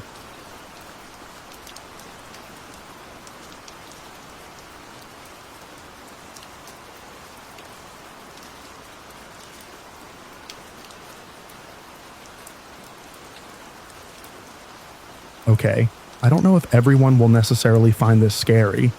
For me personally, it absolutely made the hair on the back of neck stand up. So in England, there is a festival every year called Glastonbury. It takes place in Somerset and is the biggest festival in England. It's a 5 days and mostly a music festival, but also has dance, theater, circus performances, comedy. This is starting to sound like a sales pitch. Around the late 80s, early 90s, my dad worked security at Glastonbury with a few friends. Mostly his job was to drive around the perimeter of the festivals with one of his friends in a truck to catch anyone trying to sneak in. On the second day, my dad and his mate were driving around and heard some people on the other side of the wall, clearly trying to sneak it. Usually people throw their bags over first, so they parked the truck by the side of the wall and got out. A few seconds later, these bags came thumping down on the roof of the truck, followed by 2 people. They were halfway over the wall when they saw my dad and his friend stood in security uniforms glaring at them and just basically looking very intimidating. They froze, clearly not sure what to do. After a few moments of silence, my dad and his mate broke out into big smiles. They told the people to jump over and they'd drive them down to the main part of the festival. This was not a ploy. My dad and his friend just didn't care that much. If the people didn't look like they were there to cause trouble, they'd let them through. While driving the group down to the main part of the festival, my dad and his friend got a call over the radio. It was from another member of security they knew, asking them to go check out the toilets because there's something going on. They dropped the group off and radioed back to find out what was happening. The guy told them someone had reported being bitten on the butt in the toilet. Obviously confused, my dad's and his mate asked if the guy was joking. He said no, but the person who reported it was clearly high, so it was probably nothing but to check it out just in case. Now, these are festival's toilets, slightly flimsy temporary setup over what is basically a cesspit. Not too sure what they were looking for. They went down to the toilets, had a look around, and left. They continued their patrol around the border and overheard 3 more calls on the radio saying someone had reported being bitten on the butt. Other members of security closer to the toilets checked it out and found nothing. The assumption was it was some sort of joke or a rumor had started, and people were so high they were imagining it. My dad and his mate were known by the rest of security for being very strong and good fighters. They were usually the ones called if anything got out of hand. A call came through the radio directed at my dad and his mate. A 4th person had reported being bitten on the butt while on the toilet. Only this time, the woman had a large bite mark that had broken the skin. She had showed it to one of medics who said it definitely appeared to be a human bite mark. Everyone's still very confused as to what was actually happening. My dad and his friends raced down to the toilets. They go into a cubicle and shine a light down the toilet. Not exactly pleasant. Not really sure what they are looking for, they move the light around a bit. Right before they were about to switch the torch off, they saw something move. Like unusual movement. My dad's friends, not knowing what else to do, calls out, "Is there someone down there?" They see faster movement this time. He calls out again, "We aren't going to hurt you, we just need to know if there's someone down there." Nothing. Then all of a sudden, a head pops up out the toilet. It was a man wearing a snorkel and swimming goggles. Absolutely stunned, my dad asked him how he got down there. He said he'd tunneled in. I can't remember exactly, but I'm pretty sure they took part of the toilet apart so he could get out. Covered head to toe in feces, he was escorted by my dad and his friend to the security bit. No one really knew what to make of it. My dad and his friend watched over him while they called the police, etc. During this time, he spoke to my dad. He said he had gotten there over a week or two early and dug a tunnel from the edge of the neighboring field. Bearing in mind these toilets were right on the edge of the festival grounds. He had done this with the full intention of just sitting below the toilets and biting people when they sat down. He also said this was the first time he had been caught, insinuating he had done it before. I don't know if this is true. According to my dad and his friend, the man was incredibly friendly and polite, but, in their words, was completely dead behind the eyes. Like even if he was looking straight at you, it's like you weren't there. On more than one occasion, the man licked his lips, which were covered in feces. The man wouldn't answer questions about his name or anything like that, and would just answer by waffling about the festival. According to my dad's friend at one point, while the man was saying how good the festival was, he swore he heard him say under his breath, "A shame they don't let children in." The police took their time getting there. Can't say I blame them. And I don't know what happened to him after that. I remember feeling sick when my dad first told me story, and safe to say, I was petrified of using portal/outdoor toilets. To clarify, obviously this man was seriously mentally ill. Both my dad and his mate always stressed this. He seemed completely unbothered by what he was doing and unaware it was wrong.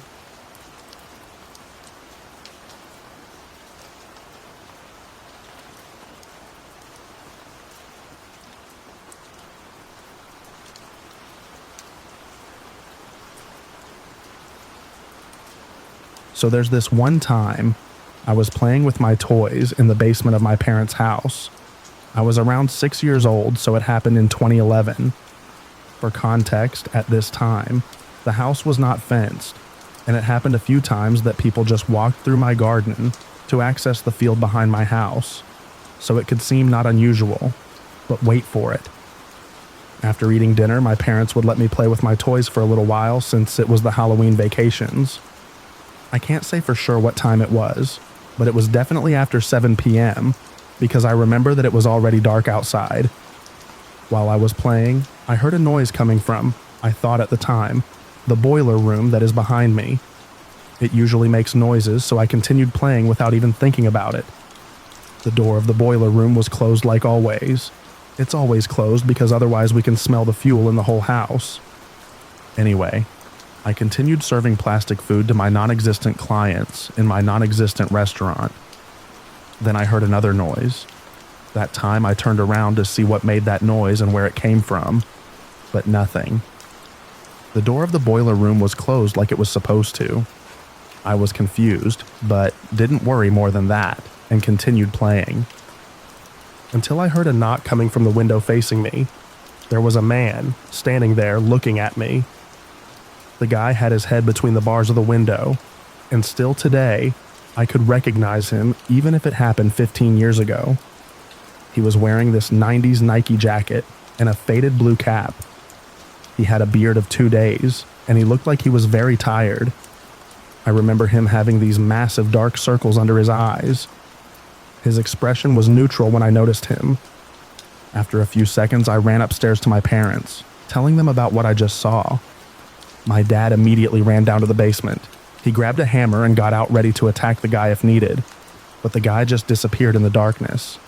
My dad even went to drive around the village I live in to look for him, but we never saw him again. We believe that he probably ran through the field behind my house. These events honestly traumatized me. I was having a lot of nightmares, dreaming of this almost every night for a while. I had night terrors because of this, and still today, I'm terrified when I'm in this basement. It just gives me the chills and makes me want to run upstairs as quickly as I can. So man through the window, if you read this, hope you had fun watching me play.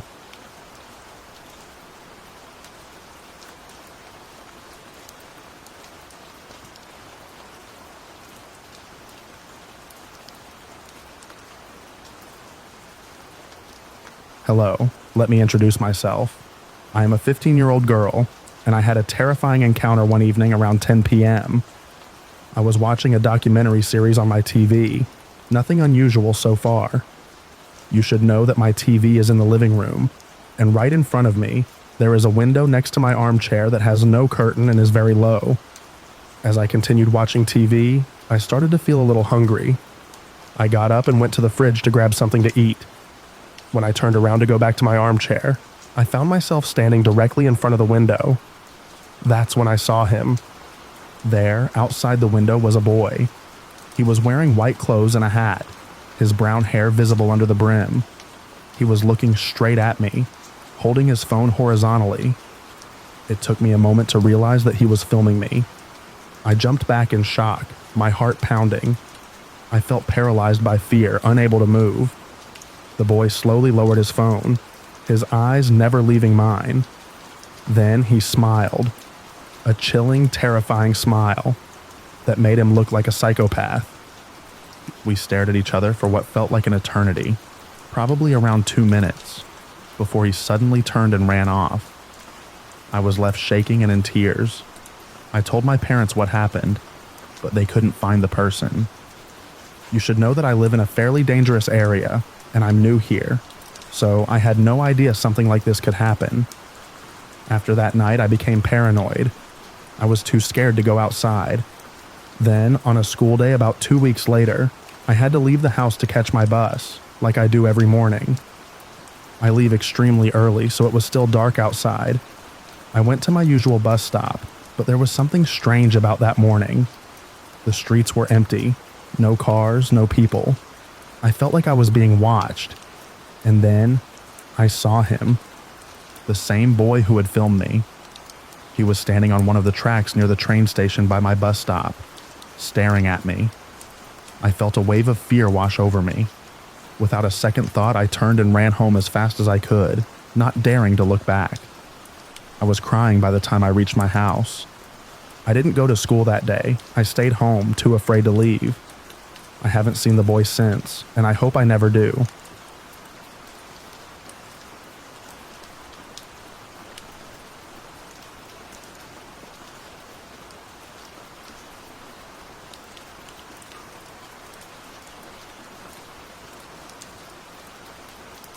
I am a 26-year-old female, and I recently moved into this adorable condo with my puppy after separating from my partner of 8 years. I love the apartment complex, absolutely adore it. But there's this guy that seems to have no clue as to how to behave socially. Very tall and broad, in his mid-40s, dog owner, and the condos in our building cost an organ, so he's technically well off. It all started when we got in the elevator together after I moved in. We'd never talked before in our life, and he just started bombarding me with questions like, "Do you groom your dog yourself?" And "What floor do you live on?" Then telling me random things like that. He just bought grooming tools for his dog. I thought he was just a little weird, and maybe had some sort of mental disability, but my dumb self pressed the 7th button on the elevator, so then he knew what floor I live on. I kept my answers short, but didn't think much of it, and went on with my day. But then, that same night, I was in my car, backing out of my parking spot, when I see him running at my car from the corner of my eye. Engine was running and I was in a rush, so it wasn't really the moment to talk, and he started knocking on my window with the creepiest smile and waving. I just froze and completely pretended not to see him as I drove out of the parking garage. He then followed my car out of the parking garage by foot. That's when I knew something was up with him. I just had a bad gut feeling. Since then, I've done everything to avoid him. Whenever we're in the same place, I leave, and I won't get in the elevator with him or even acknowledge or make eye contact with him. I don't have the energy to deal with him, especially after long shifts at work. And then tonight, I was walking into the building when he saw me from afar. He was with a woman, maybe one of his friends or his wife, no idea. I thought, oh, he's with a girl. Maybe he'll leave me alone, but no. First thing he does is speed walk to me and go straight for my dog and try to pet her without asking. My girl is the sweetest on earth, and she's gentle, but dude, maybe ask. We don't know each other. He goes, "Hey you," as though we're friends and he knows my dog well. I was exhausted and not having it, just kept walking.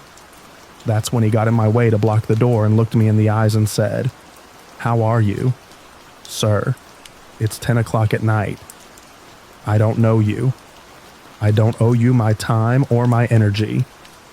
I didn't answer, blew him off again, and walked around him on the other side. I heard him yell aloud, "For God's sake," as I was walking away, like he felt disrespected and I had no manners. I've shown him repeatedly that I'm not friendly or interested in talking to him, but I've been here 2 months, and I'm already stressed about walking out of my apartment. And he noticed that I want nothing to do with him, but the one time I was nice to him, he followed my car in the garage. So what am I supposed to do? I feel like this man would take basic human decency for me being into him, and then always come up to me and try to talk when he sees me. Now with that being said, I don't think he's dangerous. I've seen him do this to plenty of young attractive women in the building, so I get the feeling he gets a dopamine hit every time he approaches a younger woman. But he's making me feel uncomfortable. I've decided to notify my landlord about it, because I have to take out my dog multiple times a day to do her business, because I work from home, so I'm always moving around, and the odds are I'll keep running into him. I'm waiting to see how they'll respond to me sharing my concerns and feeling uncomfortable. Maybe they won't care, or maybe they'll do something. What would you do if he comes up to me again? I'm thinking the only thing that will work is tell him straight up, "I'm not interested in talking to you," or "I don't know you. I don't want to talk." Because me ignoring him is clearly just angering him even more. I don't think he's crazy. He's just annoying, thinking women owe him their time and attention. What would you do? Any advice is greatly appreciated.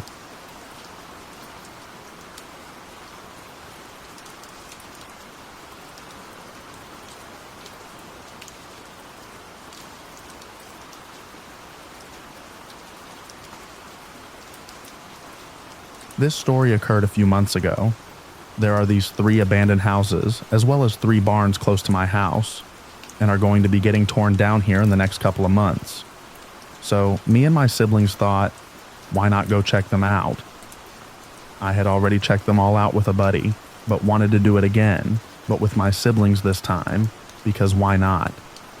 We had only explored one of the houses previously, because there was a small window we could crawl through into the basement, and another hole through that wall we crawled through to enter the house, since all the doors were boarded up pretty much. There are 2 more houses we hasn't explored, one being really small and the other being huge. After research on the internet, it made sense, as it seemed as if the house was leased to multiple people, mostly around the age of college or to younger families, who maybe couldn't afford to rent entire apartments. The time before, when I was with my friend, we brought a screwdriver with all sorts of those attachment things that go on the end, so that way we could unscrew all the different bolts, and then used a hammer for the nails. When we got there, the board was already torn off, luckily, even though it wasn't the week prior when we first tried to go in, when we didn't have the screwdrivers. Also, let's call this house the Red House, since it is a red brick house. To describe this red house, it is like you connect 2 average double-story houses together. It is that big. I mean, we ended up taking an hour to explore it, but that's because we were looking around too. This time, when me and my buddy explored it, it was pretty cool. Not too much graffiti and lots of stuff everywhere on the ground. We found old cheap purses, Pokemon and baseball cards, a bunch of broken keyboards, books, and old school supplies, plus a lot of other completely random things. There was even an old tanning bed that I think we discovered was from the late 80s. There were the occasional drug beetles and pills, usually in corners of old bedrooms or in the bathrooms. The next time, I just wanted to experience this again with my siblings. This time, it was night when my mother was asleep, so we could actually get away with it. I dropped them off in my car and drove half a mile to a trailhead where I could park, and my car would be hidden. I then rode an electric scooter the half mile to where they were so we could go in. There was this gate that we had to go over since there was barbed wire, and I folded up the electric scooter and hid it in the tall grass.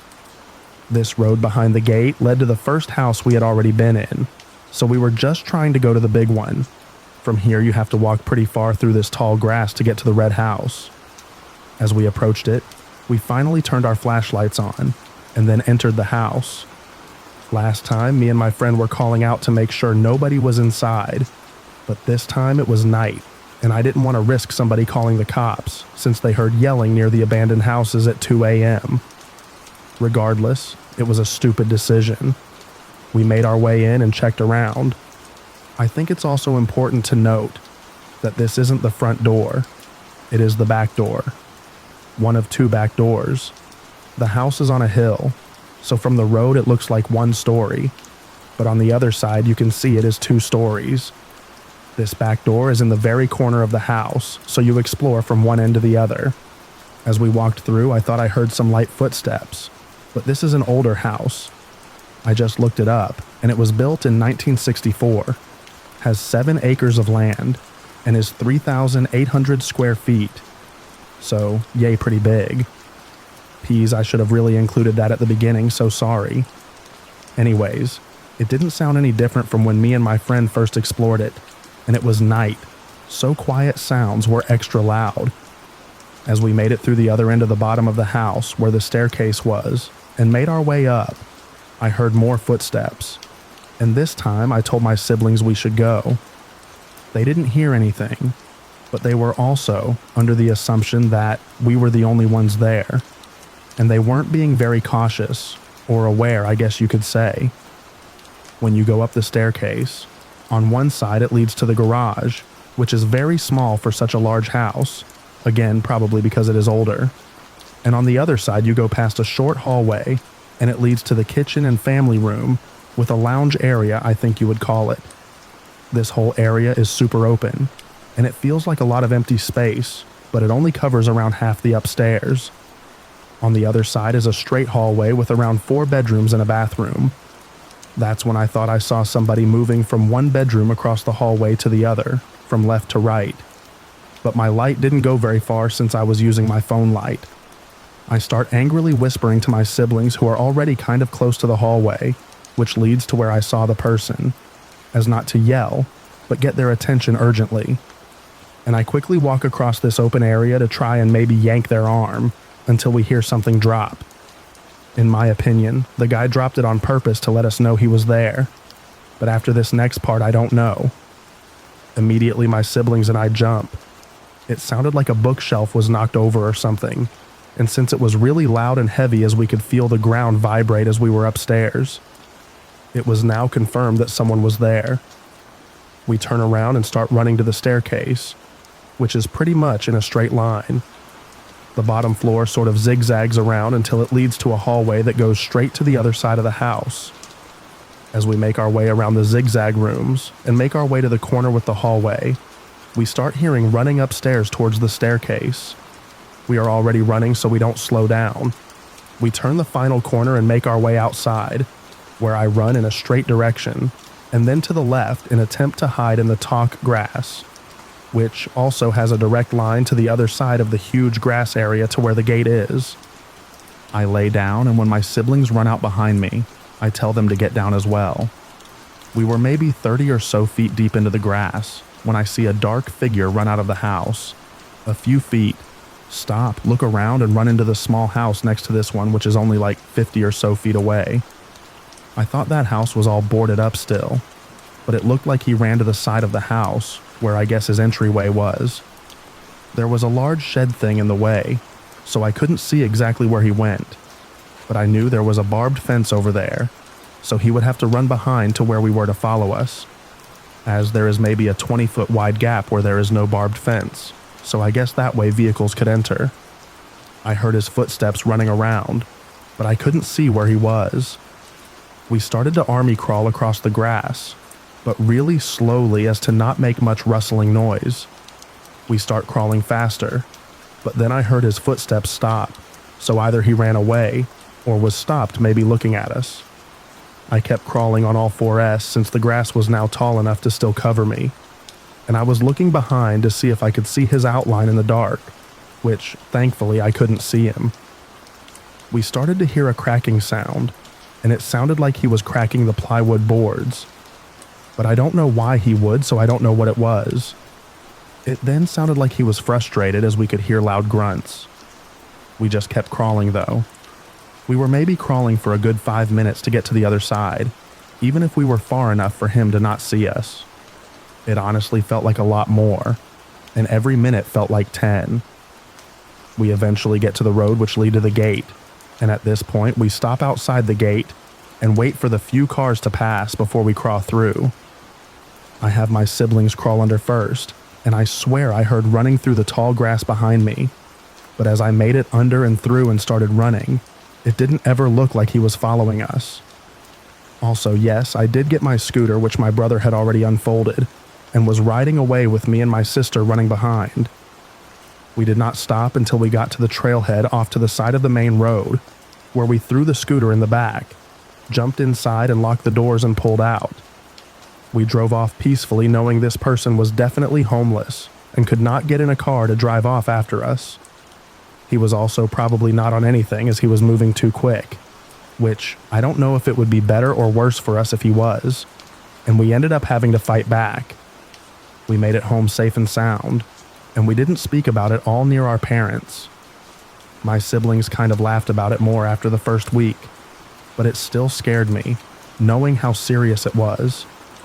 I don't think they realized how dangerous it actually was. We survived though, and that's all that matters. I also never plan on going back.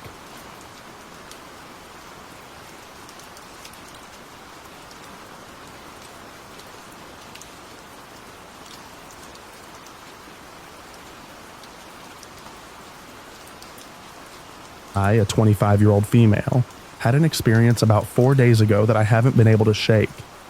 I was dog house sitting for my boyfriend, a 26-year-old male, while he was away on a backpacking trip. My boyfriend's home is in a semi-remote area at the bottom of a hill at the back of a few arches of property.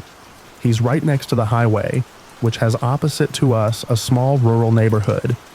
It's both very sketchy and very safe, meaning that the community is close, but people frequently keep to themselves, and there are lots of abandoned/dilapidated homes right next to very well-kept homes. A pretty typical countryside neighborhood. So I really didn't feel unsafe to agree to watch my boyfriend's property, and his dog, Hennessy. Hennessy is a 115-pound jet black American Bulldog/English Labrador mix. He's basically all muscle, and ever since my boyfriend and I began dating, he's become very protective of me and my own dog, Lottie. Lottie is a 57-pound poodle mix. I'm a dog groomer, so she's usually done up in pretty silly haircuts with bows and everything. All of this is to say that one of my dogs is very intimidating, and the other is not. Because of his strength, however, I cannot walk Hennessy and Lottie at the same time on my own, and so I usually walk Lottie alone, then go back and get Hennessy to walk him alone. We do about 30 minutes of walking each, and I like to take Hennessy after Lottie at night, because I feel safer with him as it gets later. This is important, because this was the case about 4 nights ago. I was about 3/4 of the way through my walk with Lottie when I got this really weird feeling that I was being watched. The hairs on the back of my neck stood up, and I looked around to see that about 30 feet or so back, there was a tall man in a hoodie standing next to an older, run-down home. I instantly thought the hoodie was weird. I live in Northern California, and it's early August. It doesn't get colder than 87 degrees in the evening, especially when the sun was still setting like it was at the time. I forced myself to brush it off, as I tend to be fairly paranoid due to my years of reading "Let's Not Meet" stories. As I kept walking, the sun kept setting and the streets began to slowly get darker. I would glance back from time to time and notice that the man was keeping pace with me, not breaking that 30-odd foot distance. If I turned a corner, so did he. If I sped up, so did he. Finally, we reached the highway, and I crossed right before a car came speeding past, hoping that if the guy was following me, this would put some distance between him and myself, which it did. But that didn't stop him from continuing to follow me. I walked as fast as I could to the house, not wanting to turn around, but now being able to hear his footsteps on the gravel. At this point, Lottie had noticed him too, and started to bark and growl. I forced her to keep moving, and thankfully made it back inside the house, slamming and locking the door, hoping that that was the end of it. It was not. Moments after I'd shut and locked the door, I felt someone trying to open it. The dogs heard this too, and started barking because they always do when someone is at the door. There's no peephole on my door, but I can talk to whoever is on the other side. It's a pretty thin door. So I yelled out and asked who was there. Through the barking, I could hear a man's voice. "I love your dog, can I meet her?" For some reason, the way he said it was so creepy. It was like there was nothing behind it, kind of like he'd rehearsed the line or decided to say it beforehand. I yelled back no, and asked him to please go away. He paused for another second and then again said, "I love your dog, can I meet her?" He starts trying the door handle again, this time pushing up against the door. By this point, Hennessy can tell something is wrong, and so can Lottie. The hair on the back of Hennessy's neck is standing up, and he's mashing his teeth while growling. At that moment, I don't know what possessed me, but I threw Lottie into the bathroom behind me and grabbed Hennessy by the collar, keeping him close to the door with me. He's still barking and going crazy. I hear the man repeat that he wants to meet my dog, and I yelled out, "Leave." He paused and then slammed into my door. I say the door move, and at that moment I unlocked the door and opened it just wide enough that Hennessy could get about halfway out. He's going bonkers at this point. My hand is starting to hurt from holding him back. I can hear his teeth clacking as he ferociously chomps toward the man. Well, this dude was not expecting Hennessy. He stumbled back, almost falling over, and cursed as he scrambled to stay off the ground. He didn't even look at me, and instead booked it up the hill as fast as he could and out of sight. I managed to pull Hennessy back in and called the cops to tell them what had happened. I never got a good look at the guy, and they basically told me there wasn't anything I could really do, but they did take my statement and told me they'd contact me if anything ever came of it. I am so thankful for Hennessy. After all of that, I snuggled up with him and Lottie that night and cried because it had all hit me how terrifying that was. I literally went out the next day and bought him the biggest bone I could find from a pet store nearly an hour away because he'd earned it. I don't know why this creep didn't get the hint when I had 2 dogs barking inside, but my assumption is that he didn't really realize he was hearing 2 barks, or assumed that if I had 2 dogs, they were both like my puffy poodle. That is to say, he wasn't afraid. I'm so thankful the guy didn't have a firearm, and looking back now, I probably should have just called the cops and kept my door closed. But I hope that maybe because he saw Hennessy, he'll know not to come back and mess with us, because if he does, I'll let my big sweet boy rip his arm off.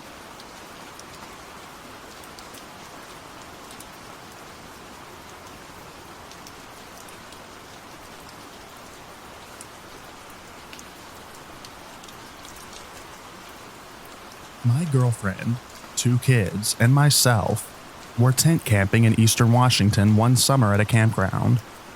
It was a nice campground, but not many guests at all since it was before peak season.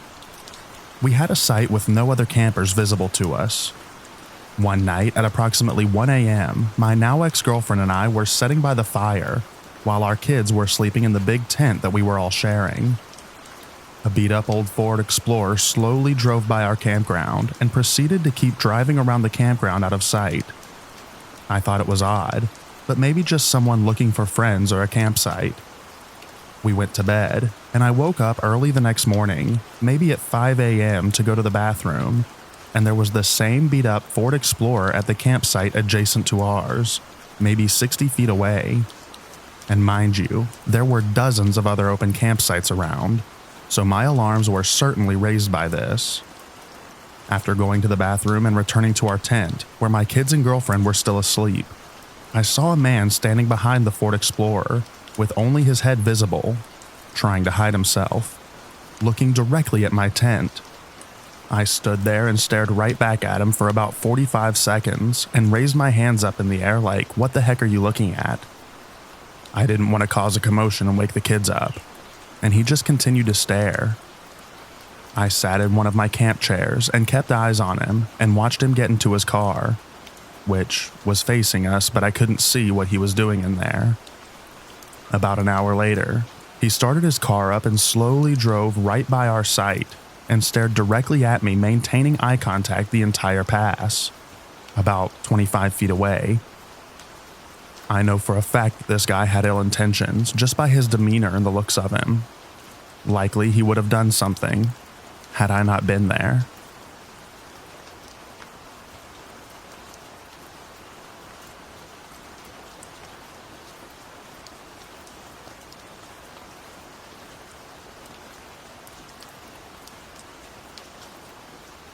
This happened about 5 years ago. I was 14 at the time, and I went over to my best friend's house to party because her parents went on vacation. Let's call her Kay. We were the same age and had been best friends since we were 11. Kay's older sister was 17, and she decided that she was going to stay at a friend's house, since she didn't like staying home alone, and left us there. She told us not to tell Kay's parents since she was left in charge. Kay and I decided to invite over our other friend, we'll call her Emmy, to the house. At 14, we were all pretty stupid and wanted to get drunk and high, so we called Kay's neighbor Hayden over. He brought some alcohol and weed over to the house, and we started to drink. Once we decided to smoke, we got everything set up and realized we didn't have a lighter. We searched all over the house, up and down for 30 minutes and never found one. We also looked for matches and couldn't find those either. Hayden says, "We'll just walk to my house. My mom works the night shift and isn't there." Now, Hayden's house was about a 15-minute walk, and it was 3 a.m., but there were 4 of us, so we thought we were good. I remember Kay, Emmy, and I were all dressed in booty shorts and crop tops, so we all felt a little uncomfortable walking outside like that, but we were drunk, so we didn't pay it much mind. I left my phone behind since my mom tracked my location. We ended up walking for a good 3 minutes when an old Honda Civic drives by us. We stop and watch it drive past us, and then it stops. All 4 of us went silent and looked like deer in headlights. We saw the Honda's reverse lights turn on and immediately started to run. We hid in a neighbor's huge bushes and watched the car drive past us slowly with some guy hanging out the window scanning houses. They eventually sped off, and we were a bit freaked out but laughed it off because of our adrenaline. We keep walking for another 2 minutes and hear brakes squeal. We look behind us, and there it is again, the same car. It looked like it had made a loop around the neighbor. We see their headlights turn onto the street we were on and immediately start to run again. Kay and I ran to the left, and Hayden and Emmy ran to the right. I couldn't stop laughing from my adrenaline, but Kay was having a panic attack. We stood there in the bushes of this house and watched the car go by, even slower. I had to hold Kay's mouth shut because she wouldn't stop panting and freaking out. The car speeds off again, and now Kay and I are alone, in the dark, with no Emmy or Hayden in sight. I tell her, "Do you want to run back home or just run to Hayden's?" She's so freaked out she can't make a decision for herself, so I grab her arm and tell her to just follow me. I'm running for my life to Hayden's house with Kay trailing behind me about to cry. Hayden's house was near the entrance/exit of the neighborhood, and the neighborhood is placed alongside a very busy road. As we're approaching Hayden's house, the same car behind us, leaving the neighborhood, maybe 0.2 miles behind us. I see the headlights hit my body, and I look at the car and immediately dive into Hayden's yard. I tell Kay to run to the door. The car still hasn't reached the house yet, so I get up and run for my life to the door. Hayden and Emmy were already there waiting for us. but we couldn't get the code for the lock to work, so we just pressed our bodies along the wall as the car slowly went by one more time. This time with a dude hanging out of it screaming something at us, and Hayden finally opened the door. We calmed down, talked about the situation, and said that we're never doing that again. We searched the house for a lighter, couldn't find one, and used matches to smoke instead. We got stoned, went to sleep, and Kay, Emmy, and I walked home very sleepily, but cautious around 9 a.m. before Hayden's mom came home. Scariest moment of my life, but it definitely was a thrill.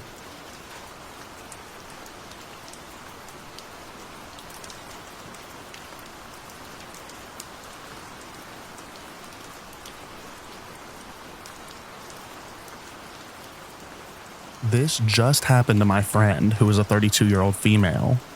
She was leaving a get-together and needed to pick up some groceries on the way home. It was already late at night at this point. She definitely didn't think a quick and simple task was going to take a turn like this. As soon as she walks into the store, she notices a tall guy behind her. As she's making her way through the aisles, he's trailing her, very clearly not browsing for groceries.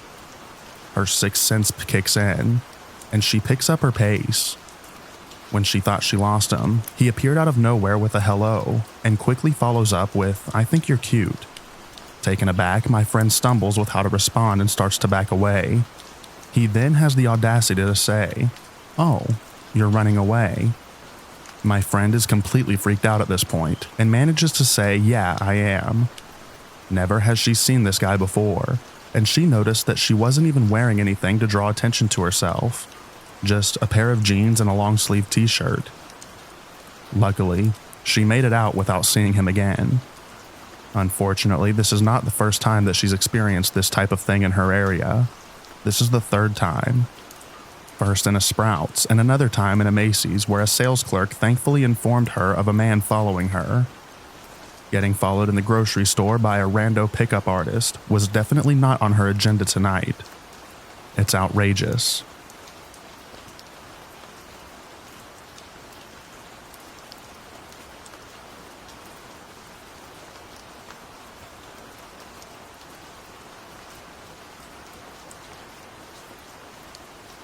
This was around the winter of 2006.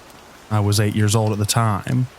I was living in Thunder Bay, Ontario with my family, and we lived by the auditorium in the Canada Games complex.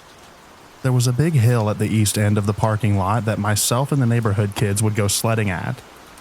Usually our parents would come, but since we were right across the streets, if it was daylight, they'd sometimes let us go on our own, since it was only about 400 meters from the front door. One day, a few of us went to the sledding hill. There was 4 of us, myself and 3 kids from a big family from down the street. There was the older sister and 2 of the younger brothers. Everything went as usual until we noticed an old blue Ford F-150. I still remember the rust on the wheel well and the hood. The driver, he just sat there watching us. He was older, mid-40s to 50, dark gray, shoulder-length hair, and a salt and pepper beard. He just sat there, smoking and watching. We all immediately felt creeped out and didn't take our eyes off of him. I would often watch a lot of crime shows with my mom, and I could feel the hairs standing on my neck as I knew something just felt sinister. The older sister of the family said we'll slide down the hill and just walk home, as he just kept watching us. But he got out of his truck and started walking towards us, and we immediately took off running across the parking lot, and he just stood there on the top of the hill, smoking and watching us run in a panic. They told their parents and were told not to go back, but I, for some reason, was afraid to tell my parents. A few months later, we were driving up the street we lived on, Beverly Street, and as I was looking out the window, I got that heavy, dreadful feeling in my body. I saw his truck in the parking lot of the apartments right next to the clinic my mom would take me to, and the convenience store that I would bike to with some of my older kids in my neighborhood. I never biked up there again, and when I would see the truck driving on the main drag, I'd hide in bushes or behind hedges. Only once did I see him drive through the neighborhood, and it was right before I moved. I was playing in the yard of the kids I was sliding with that following summer, and we all just stood there and watched as he slowed down and glanced out the window, cigarette in his mouth.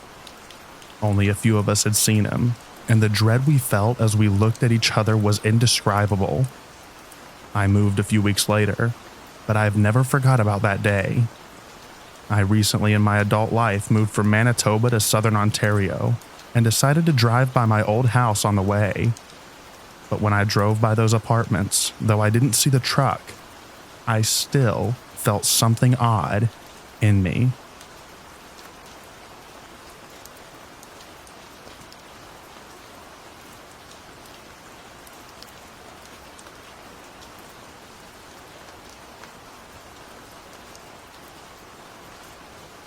Many years ago, I was vacationing in Daytona Beach, Florida, but took flights to Orlando because my favorite airline is there, and the flights were cheaper.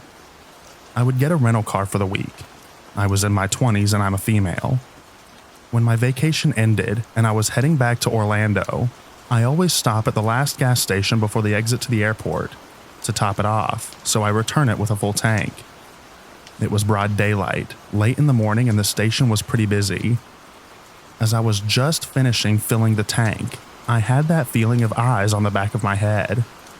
I quickly put the pump away and whipped around fast to be face to face with this creep who had been edging towards me and was now 5 feet away. He was average build, had dark sunglasses and a baseball cap on, and had a goatee. My sudden turn startled him, and he stopped dead in his tracks. I let out a nasty sounding growl at him, and I had prepaid for the gas, so I was able to be hurried around the front of the car, jump in, lock up, and peel out of there. As I was driving off, I kept him in my line of sight via the rearview mirror. It felt even creepier to me that after the incident I saw him stop, turn back around, and get into the passenger side of a pickup truck that had been the only truck setting off to a side away from everyone else. So there was 2 men involved, as I noticed another guy on the driver's side. Luckily, I was able to get away quick enough to not be followed. The fact that this guy didn't even keep walking forward to head into the store, nor was he there getting gas, creeped me out a bit too. Maybe he just thought I was cute and intended to ask for my phone number. Still creepy, but more benign. Or he may have had sinister intentions. Surprising, terrible things do happen in broad daylight all the time, including in busy parking lots. I, sure as heck, was not going to stick around and find out.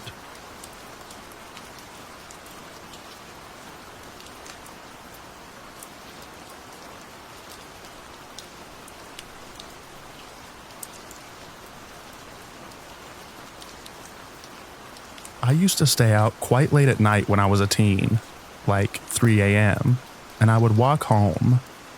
I lived in a smallish town, and this was 20 years ago, so I generally felt safe. I was young and stupid as well, oblivious to certain risks that a young girl could face. This was pre-cell phones as well. I was walking home alone one night, and was taking a shortcut down a path that leads to a bridge over top of a park. Fairly secluded area. I'm headed towards the bridge, and I see this middle-aged man walking towards me, just coming off the bridge. He appears to be talking to himself and is making weird head movements and twitches. At this point, I could either turn back and have him follow me. For me to do what? Hide in the bushes? No good options here. Or I could keep going and pass him. I chose to light a cigarette to use as a weapon if needed. As if that would do anything. And I was going to pass him.